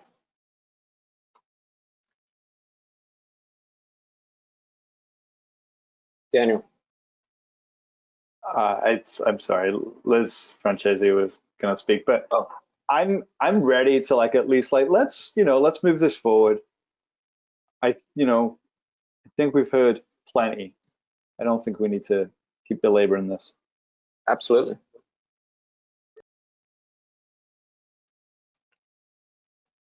Hi, I'm oh, sorry, are you still speaking, Daniel? Go right ahead. Okay, great. So I just wanted to jump in a little bit and talk about the idea that bill can wait, we can wait, and then the last meeting we heard, I'm fine with waiting for the budget. I think Amber spoke to that better than I could about why we can't wait. But I just want to point out that we are doing the work right now. This proposal has been written, and multiple counter proposals have been written. At the same time, while we're all attending these meetings and these proposals are being written, we're being told by people that we're not involved enough, we're not involved in town enough, we're not volunteering enough. And even recently I was told that all of the protesting that we're doing, in Piney Park is not enough. And I just wonder what that means to this town, to these people, to do all of this and to feel like it's not enough. I wonder what is enough, what will be enough to get something done, to get something passed. And I mean this in the most sincere and respectful way that I can possibly put it, but I do feel like we're being placated in all of these meetings and in all of these discussions and in all of these proposals that we're getting from the select board. And I like the collaboration, and I like the playing nice. But as the nation is moving forward, we need to maybe being on the forefront of that ship and move forward with it and really institute these ideas. Stop placating us, and listen, and let's do it. I mean, you all can be a part of this and can be a part of something awesome. And Daniel, like, I know that you came into this with a very neutral, trying to see both sides point of view, and you've listened and you've heard, and I know people have called you and emailed you because you made yourself available, and you've shifted, and you're trying to be a voice for the people right now. And I know, Brandy, you have been a voice for people that you've been listening to in these meetings this whole time, and you were even willing to put your own personal emotions on the line tonight, and that's amazing. I don't know, I just really think in echoing Shay and everyone else, but we can do this, and it's so possible. And this is what people think this town is. Let's just do it. Go. Daniel. So I want to come back to that motion as much as you all don't like it. the motion, thank you, Eli, to accept the community statement in full and then ask town staff to draft an RFP, request for proposals, based on it, I guess is what I should have said. That's my motion, and I would like us to take a vote on it. Absolutely. You have a motion on the floor. Can I, since we can continue to talk about it, can I just ask for one clarification? And this is not stonewalling, and this is not delaying the process more than a few moments. We will still be able, I want to make this clear, at the next meeting, hash out a few things that we haven't even touched upon that some of the board members have mentioned, correct? Sure, 100%. Okay, so I guess, can I clarify too? Sorry. Yeah, please. So I want this so that everybody is on the same page. So the idea is, are you including Liz's RFP in this, or just the community's response to the RFP? I mean, the community's response is to Liz's RFP, right? So it's like, it's in there already. It is not in there. Okay, all right, I'm going to defer to HB. I see HB in the chat, and I'm going to defer to them because I didn't write it, they did, so. Okay. HB. Hello, it's gotten much darker since the last time I talked. HB, whoa, can you hear me? My webcam is coming back, let's see. Yeah, so what I wanted to respond to was, I guess underscoring again what I just heard Shay say, which is what I'm hearing Brandy say a sticking point for her in this motion is that the town would be carrying this forward in a process, and that would exclude community in the way that this motion is currently being presented. My suggestion is that, we've heard dozens of people say we're here to continue this process together. What I guess like my suggested modification to your proposal, Daniel, is to either vote something through or not this evening, but to vote through continued work on this process together, and that community has a role in continuing to refine the process together. I think sort of the way that you've posed this in this moment is more like the process we just went through, which is what Shay was describing, right? Like, a member of the select board put an RFP together, community responded. And so I think if we do that work together to create a new RFP, and we're doing that work and the writing of it and the talking about it together, and then we're bringing a collaborative statement to the next meeting, that seems to me incorporating what I'm hearing from Brandy, incorporating what I'm hearing from community, incorporating what I'm hearing from the other members of this board. And I guess that'd be my suggested modification there, that it not sit wholly within town staff to come back to the community and to this body with a polished RFP. I think that's a little bit of what we just did. So that'd be my suggestion. Great, thanks. Which reminds me of the question that I sort of asked when we came back from break. Sorry, Tim. No, go. Okay. Whether Liz would like to work with the community group to make a final draft. So I am happy with that. I am happy with wherever we land right now that incorporates, all of this work that's happening, and trust in these people, right? Trust in our neighbors, that they know best. Like, oh my God, what people have spoken to tonight, I have zero experience of, right? I got stopped by a cop once because I ran a red light. He said, don't do that again. I said, I won't. Okay, it's like, that's the extent of my police experience in Brattleboro. So what business do I have in writing this? I'm gonna trust the community. Your business, I don't know how to make your business, of course, is that you are an elected representative of this community. And absolutely, and I'm giving my power to the community and saying I trust you. Frustrated in that, but I have to voice that because this group is before us because there is some value in our organization, and I'm assuming, otherwise this could be happening outside of the Brattleboro Select Board, right? Absolutely. So let's cut to the chase. Let's honor both the community's commitment and hard work, and honor our own hard work and our commitment, which we had, frankly, 2 hours ago. I think we had that unanimous commitment. So yeah, let's take the staff out of it, because my problem with that is that we shouldn't dump this on staff anyway. That's unfair. Do you want to revise the motion? Oh, because I've lost it. I haven't had a chance to write it down. No, I don't want to. I want you to revise it because it was your motion. So we can take our time. We can take our time.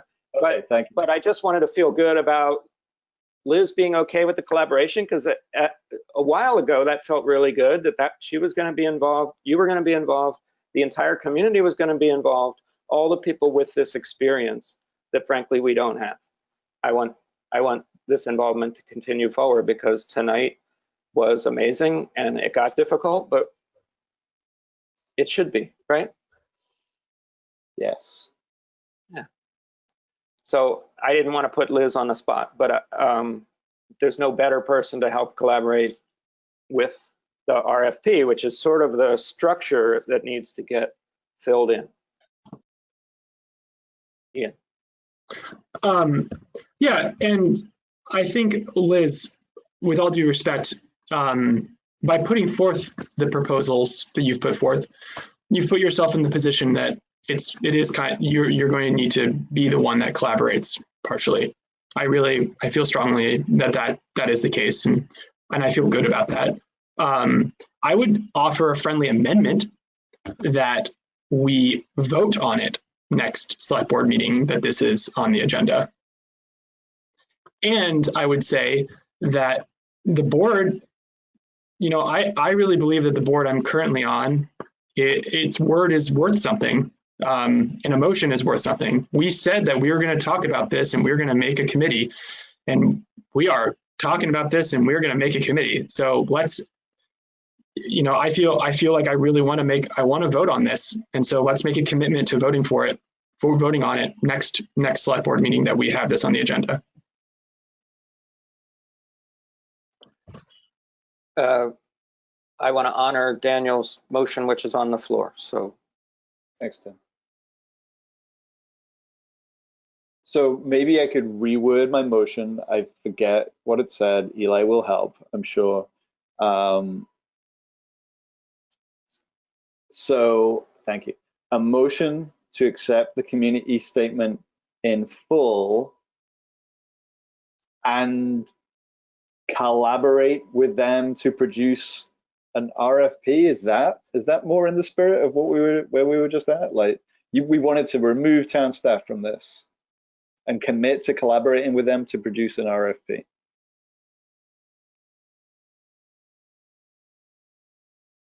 Liz.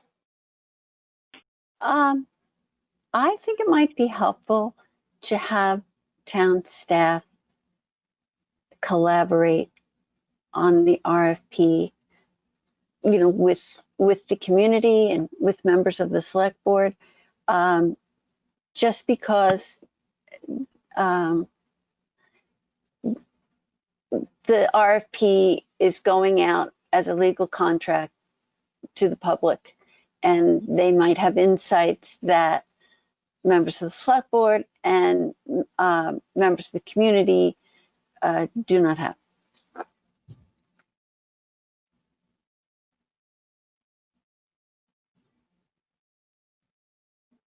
But why don't we ask our esteemed town manager what he thinks about that? So, thank you. What I think about it is that there is a piece of select board business to be done here, right? This is an issue of incredible importance to the community.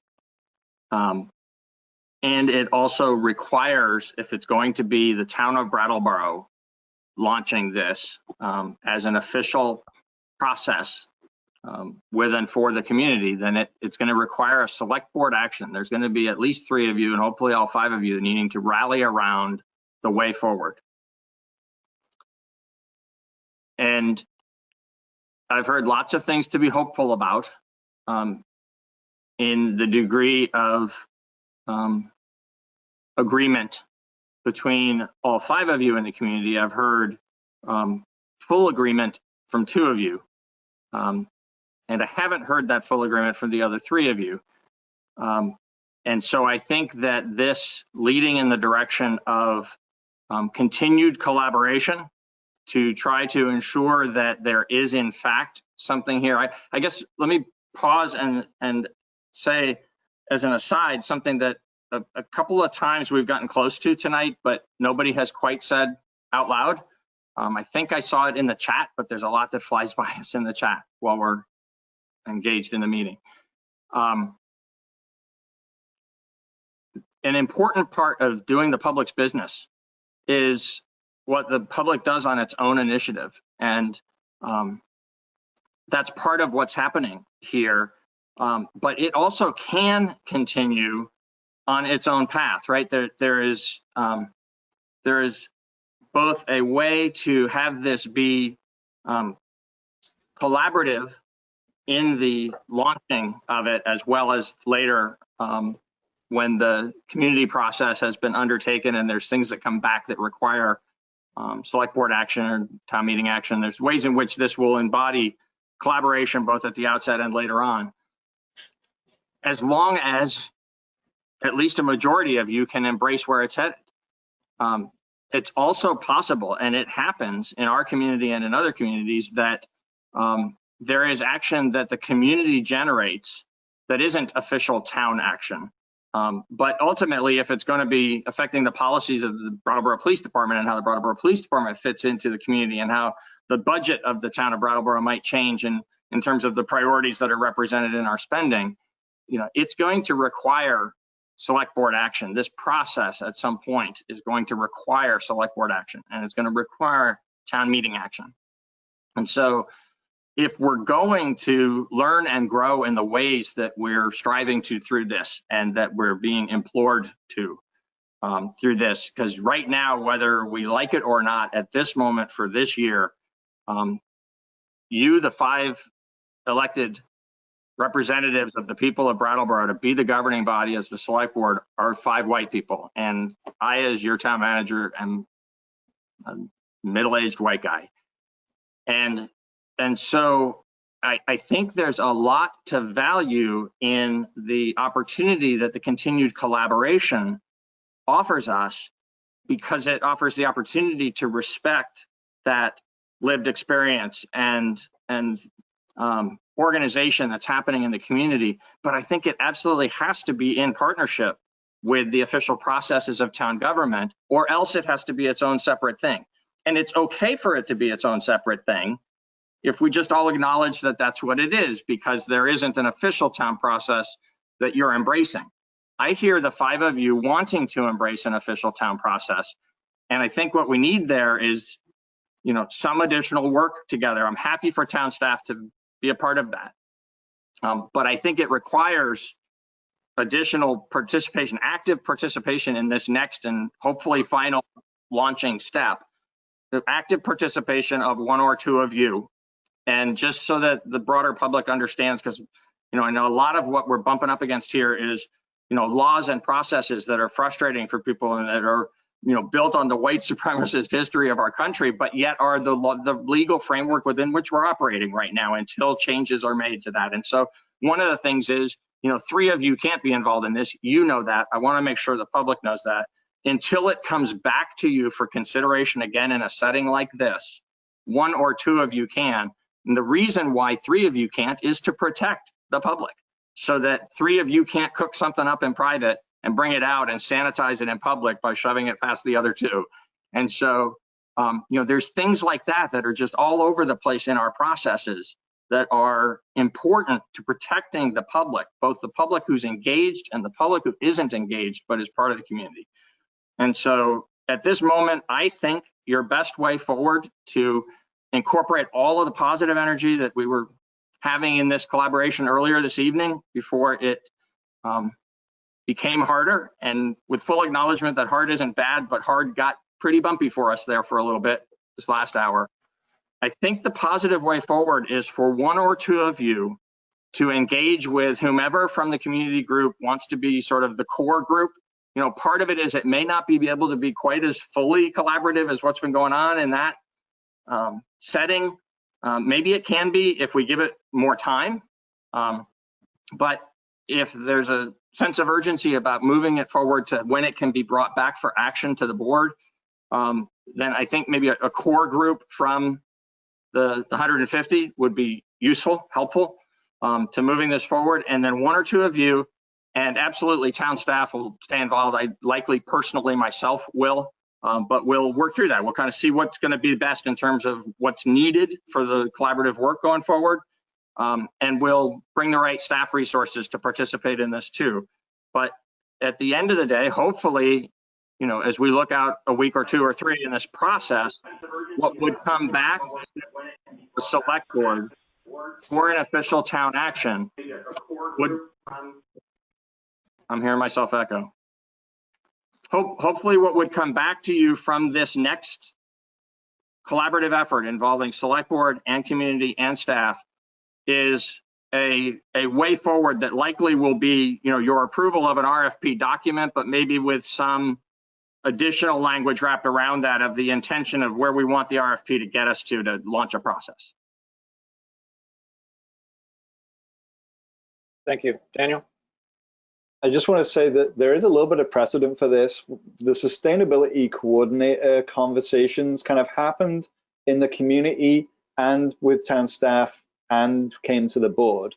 And so I could imagine something kind of similar, like, you know, there's been these parallel tracks where, like, you know, a board member has worked, a community group has worked. I was also involved in that group, although I did not like guide it, I was just part of it. And now here we are back here. So if we can find a way where we can move forward on this tonight, I would be very happy. May I add one more? Yes, please, Peter.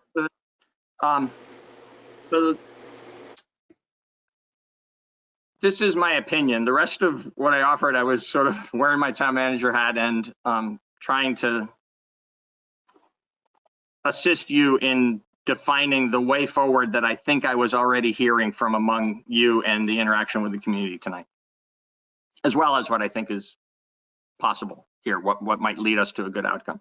This next piece is purely my opinion, and I'm sorry if it's not helpful, but I think your desire to take a formal action tonight is going to get in the way of actually moving forward with that positive next step in this collaboration. So if there's a way for you to, as a group, embrace either what I've described or how it might be refined through some further interaction as a next step that's going to involve select board members, community members, and staff working together to bring something that the board will then, you know, address for action next time. I just feel like you're more likely to end this evening feeling like we've got some momentum going if it's an informal agreement among you than trying to articulate an action that you all could, you know, 3 or 4 or 5 of you could vote yes on tonight, when what you're really trying to do is get to a place where there's a defined action that you indeed can, at least by majority and hopefully consensus, support and move forward. And where we are is one step short of that right now, I believe. Ian, thank you, Peter. Thank you so much, Peter. As the keeper of the list, we have 2 people who haven't spoken, who have been up for a while. Okay. Okay with the board if we hear from the folks on the list stack. Alex Fisher first.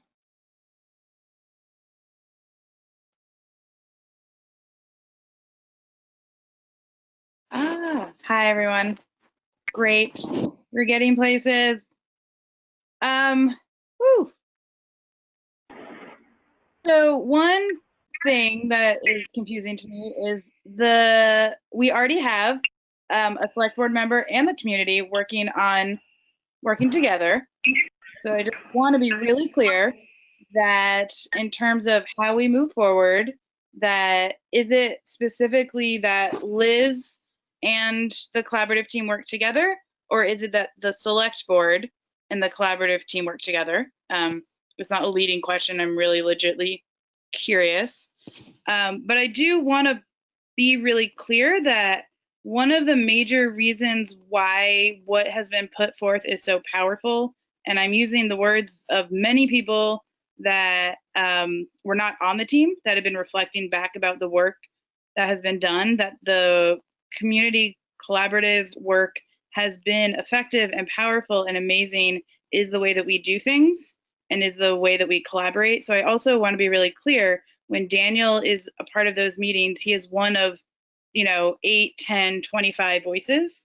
And so Liz, I want to ask you, and just in like a very honest, open moment before we sort of commit to something that is different than what is thought to be, if if we join forces and we collaborate together to understand that your voice as well as mine, right, is one of 25 in a space, and is that your understanding as we talk about working together? And I think I'm also hearing a lot of people speak for you about you being part of the process, and so I really want and what you want your role to be moving forward, because it's a little unclear to me when we talk about collaborating, if that is in line with the values and the ways that we as like queer and BIPOC led and psych survivor led folks are operating. And so I'm renaming very clearly, Liz, if you come to hang out and work and collaborate together, that also that collaboration is in line with the values that we've been putting forth together. And I say that because Daniel has been a part of that. And so I know that if he was to continue, it would still be in line with that. And I want to be clear before we say, yeah, we're going to work together. And then we have very different processes and very different ways of moving forward.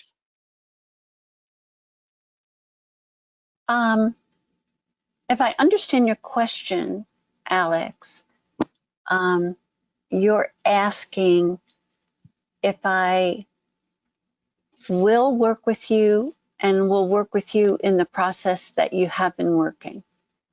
And what I'm hearing from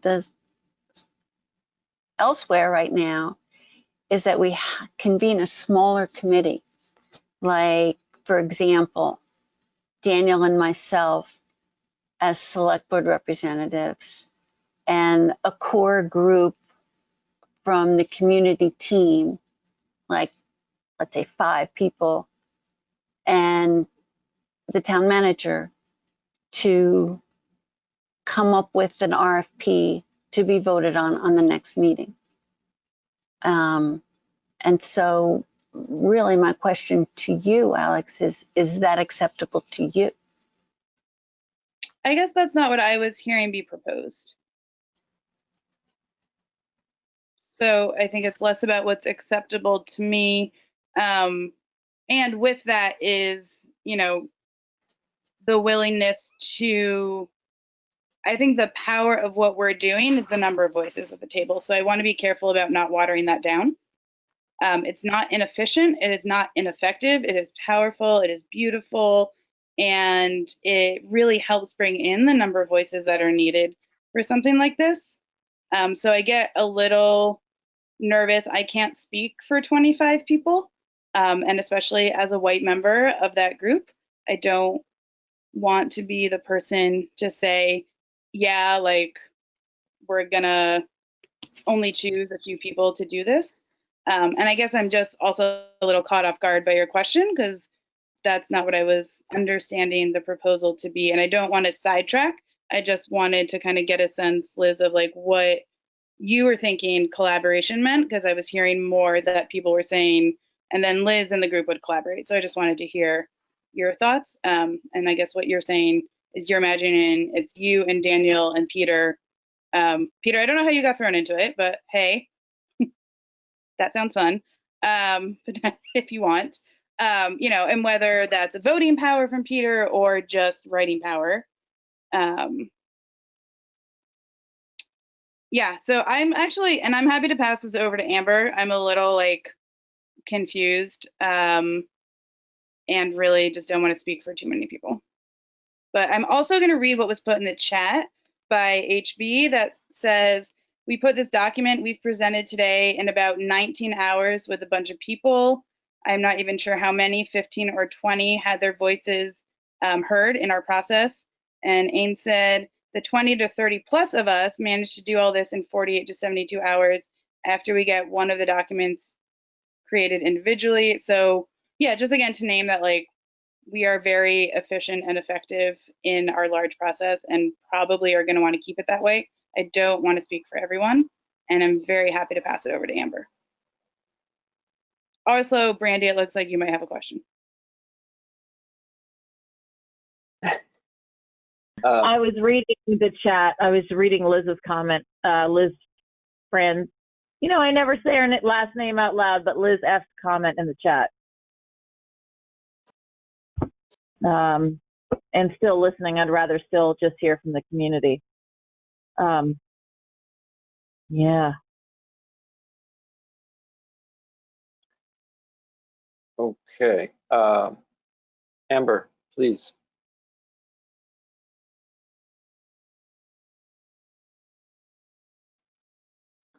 I just wanted to respond first to Tim's original thing and just make it clear that we are absolutely doing this within the town structure and outside of the town structure. Like, there's no way that we wouldn't also be doing this outside of this structure, as this structure is obviously super racist and has a bunch of obstacles, but we also understand that in order to actually do this work, we also need to do it within this structure because of all of the obstacles. So we're using both of those ways of doing this work and creating more spaces for our community to actually have their voices heard in a way that is safe and not have to completely rely only on this structure. The other thing I wanted to like name and recognize in case anybody else feels like they're also in a zombie apocalypse is that like it's just like really kind of like unbelievable also that it's like you have a proposal that's written by like 25 different organizations making up like people from the communities who are talking about these things, and like a large, more than 150 people now who've signed on to this proposal, and you're still considering keeping a proposal that was created by one white woman with absolutely no lived experience, that has no community input, that is not in any type of relationship with people who are impacted by these systems, that has no kind of like history or like training or anything in white supremacy culture. Like, that doesn't really make any sense. It would make sense to have a proposal that's created by a community of people who do this work like for years and years and years, and to have this one person become part of this community thing, especially since the beginning of this meeting, you've been talking about like, well, we need to hear from all of the community and we need to make sure all the community is heard, but you're still prioritizing a proposal by an individual single white person with absolutely no lived experience, who said multiple times about centering her comfort and about how she can wait for things to happen because it's really not that big of a deal to her because she doesn't have to be like experiencing these things. So that really doesn't make any sense to me. And I think that with the idea of like bringing the select board people or people into like the proposal that's already been created by a bunch of community voices and community leaders and BIPOC and psych survivors and LGBTQ people, I think that it would make sense to bring people in to being a part of that. But I like would suggest bringing in the people who either have experience with white supremacy or like know how to do this kind of work, like Brandy or like Daniel, and not kind of bringing in people who really don't understand what we're talking about at all and really are not able to like understand where are the right times to like decenter white supremacy, which I know that none of you have any idea what I'm talking about because I'm talking to white people who have no idea what I'm saying. but I am hoping that maybe someday it will make sense.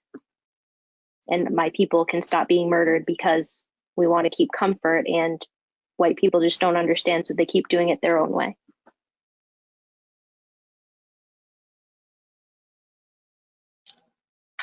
Okay.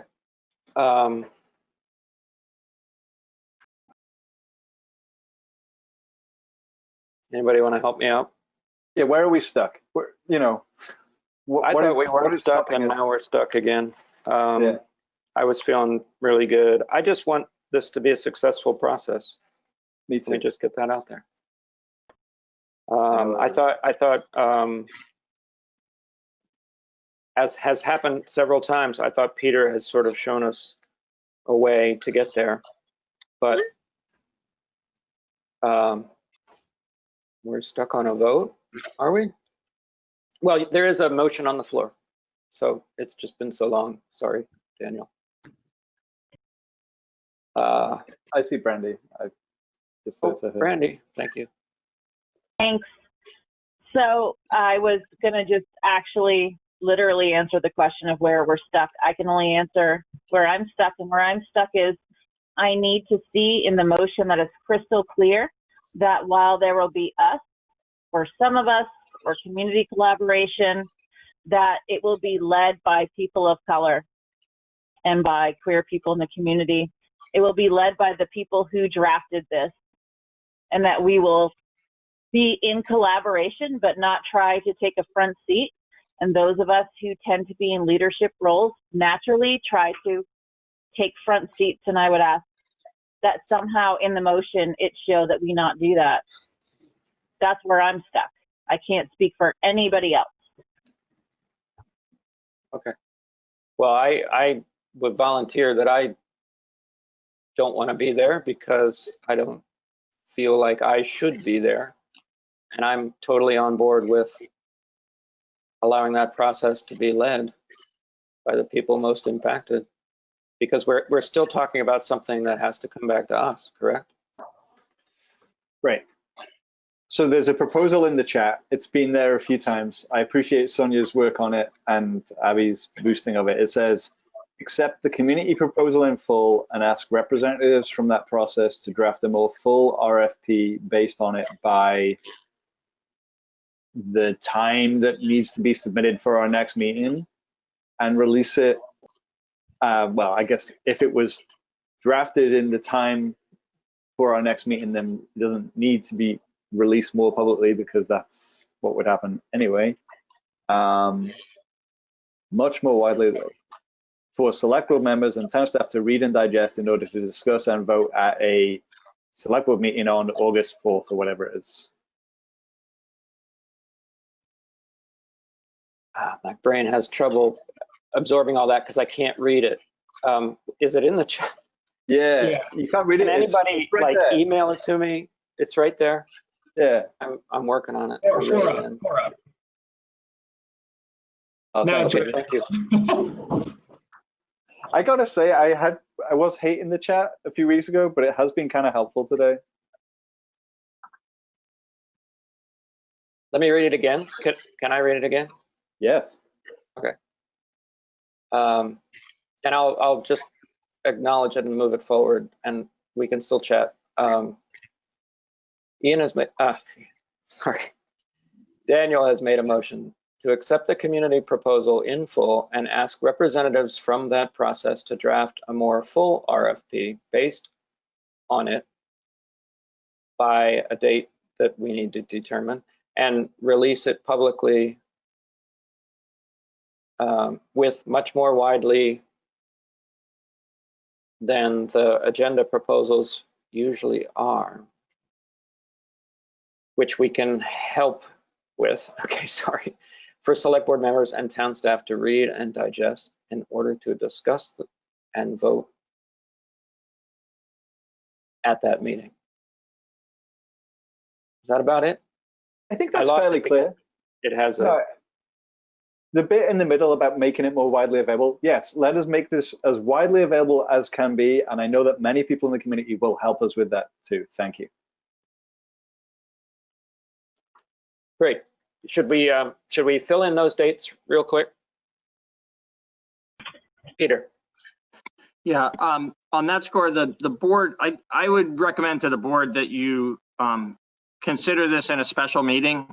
I think we've learned from our experience this summer with these large and challenging issues that trying to do this with a bunch of other items on the same night is bad for this piece of business and bad for those other items. So the calendar that you're currently on has a special meeting next Tuesday night for representative to consider the process for representative town meeting. And the following Tuesday night would be, as the first Tuesday of the month, the regular first regular meeting of the month to do a variety of relatively more modest pieces of business. That means that if you were to stay on the Tuesday schedule, this would be the date that would be available would be Tuesday, August 11th, for this to be the only topic that evening.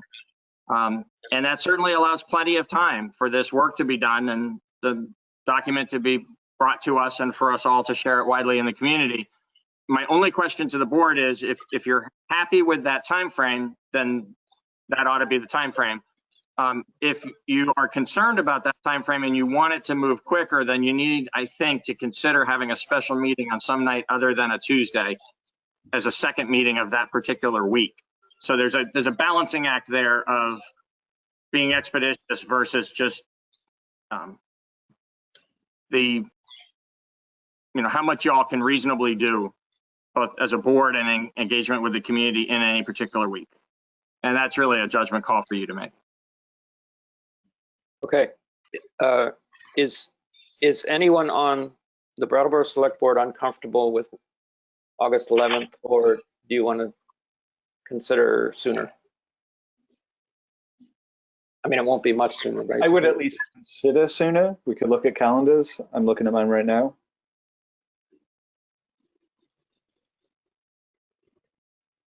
Like Thursday the 6th.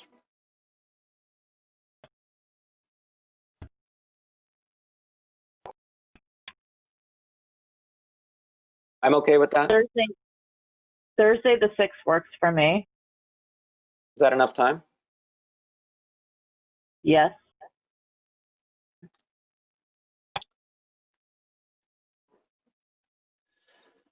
Okay, so as long as it's enough time for the people doing anything else.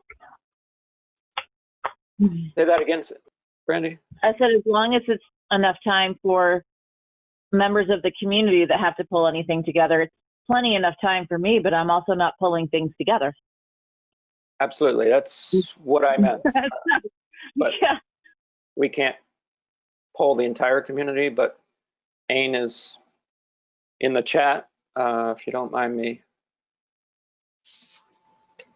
Okay. So there's some positive statements in the chat. I never know if people are comfortable with me reading what they're saying, so it's always the tough spot I'm in. I can do Thursday. You can do Thursday. Thursday. Yeah. I can as well. If it becomes a problem, it could be moved, but okay. So I'm going to fill in Thursday, Abby, August. in the chat. Yeah. Alexa? This is your motion, Daniel. You want to look at that?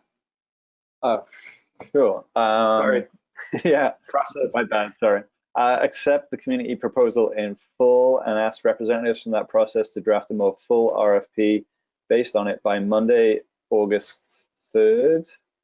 Maybe, would it need to be sooner than that? Is that enough time? Like, I don't know what the process is there. It's if you're comfortable with that, right? The select board needs to determine what the deadline is. And I think Brandy's made a really good point in terms of we're depending on this other group of people who's doing this for free. So if that time frame works, receiving it on Monday, it's not going to require anything other than then distributing it, because it's going to be the work product of the community. So distributing it on Monday for a discussion on Thursday is proper. It's fine. Okay. If right. it's good by the select board. Works for me. Okay, let me read it again, and then there can be some conversation around it, right? Accept the community proposal in full. Oh, it's popping up the chat. Stop typing in the chat. Accept the community proposal in full and ask representatives from that process to draft a more full RFP based on it by Monday, August 3rd, and release it publicly and widely for select board members, town staff, and the broader community to read and digest in order to discuss and vote on Thursday, August 6th. I am happy with that. Thank you, Abby, and thank you, Daniel. Daniel has made a motion to accept the community proposal in full and ask representatives from that process to draft a more full RFP based on it by Monday, August 3rd, and release it publicly and widely for select board members, town staff, and the broader community to read and digest in order to discuss and vote on Thursday, August 6th. I will not immediately go to the vote because I want to make sure everybody is comfortable with voting.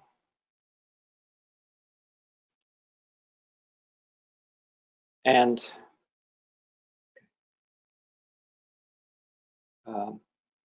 there are some questions in the chat about how we will value it. And is there more than one question? I can say that I will value it as I valued this work as, you know, highly important. I cannot guarantee what the outcome will be if there's a vote on it, but I can say that it will be valued greatly. Same. Yeah. I agree. We're all here in a special meeting to talk about this, and we're committing to another special meeting to get this done. Yeah. Yeah. You're highly valued. Okay. All those in favor of Daniel's proposal, raise your hand and say aye. Aye. Aye. Aye. Aye. That looks like 5-0. Okay, congratulations to our community and thank you for all the hard work. Wow. Hard work on several levels. Okay, let's acknowledge that. Now I'm at a loss for words. I don't think we have anything else on the agenda. I was just making sure. We just have correspondence and regular monthly reports. We do not have no. No. Anyone want to make one further motion?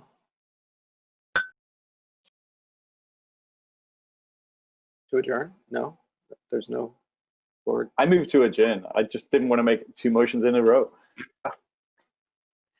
Daniel has made a motion to adjourn this meeting. All those in favor, say aye. Aye. Aye. Thank you, everyone. Thank you.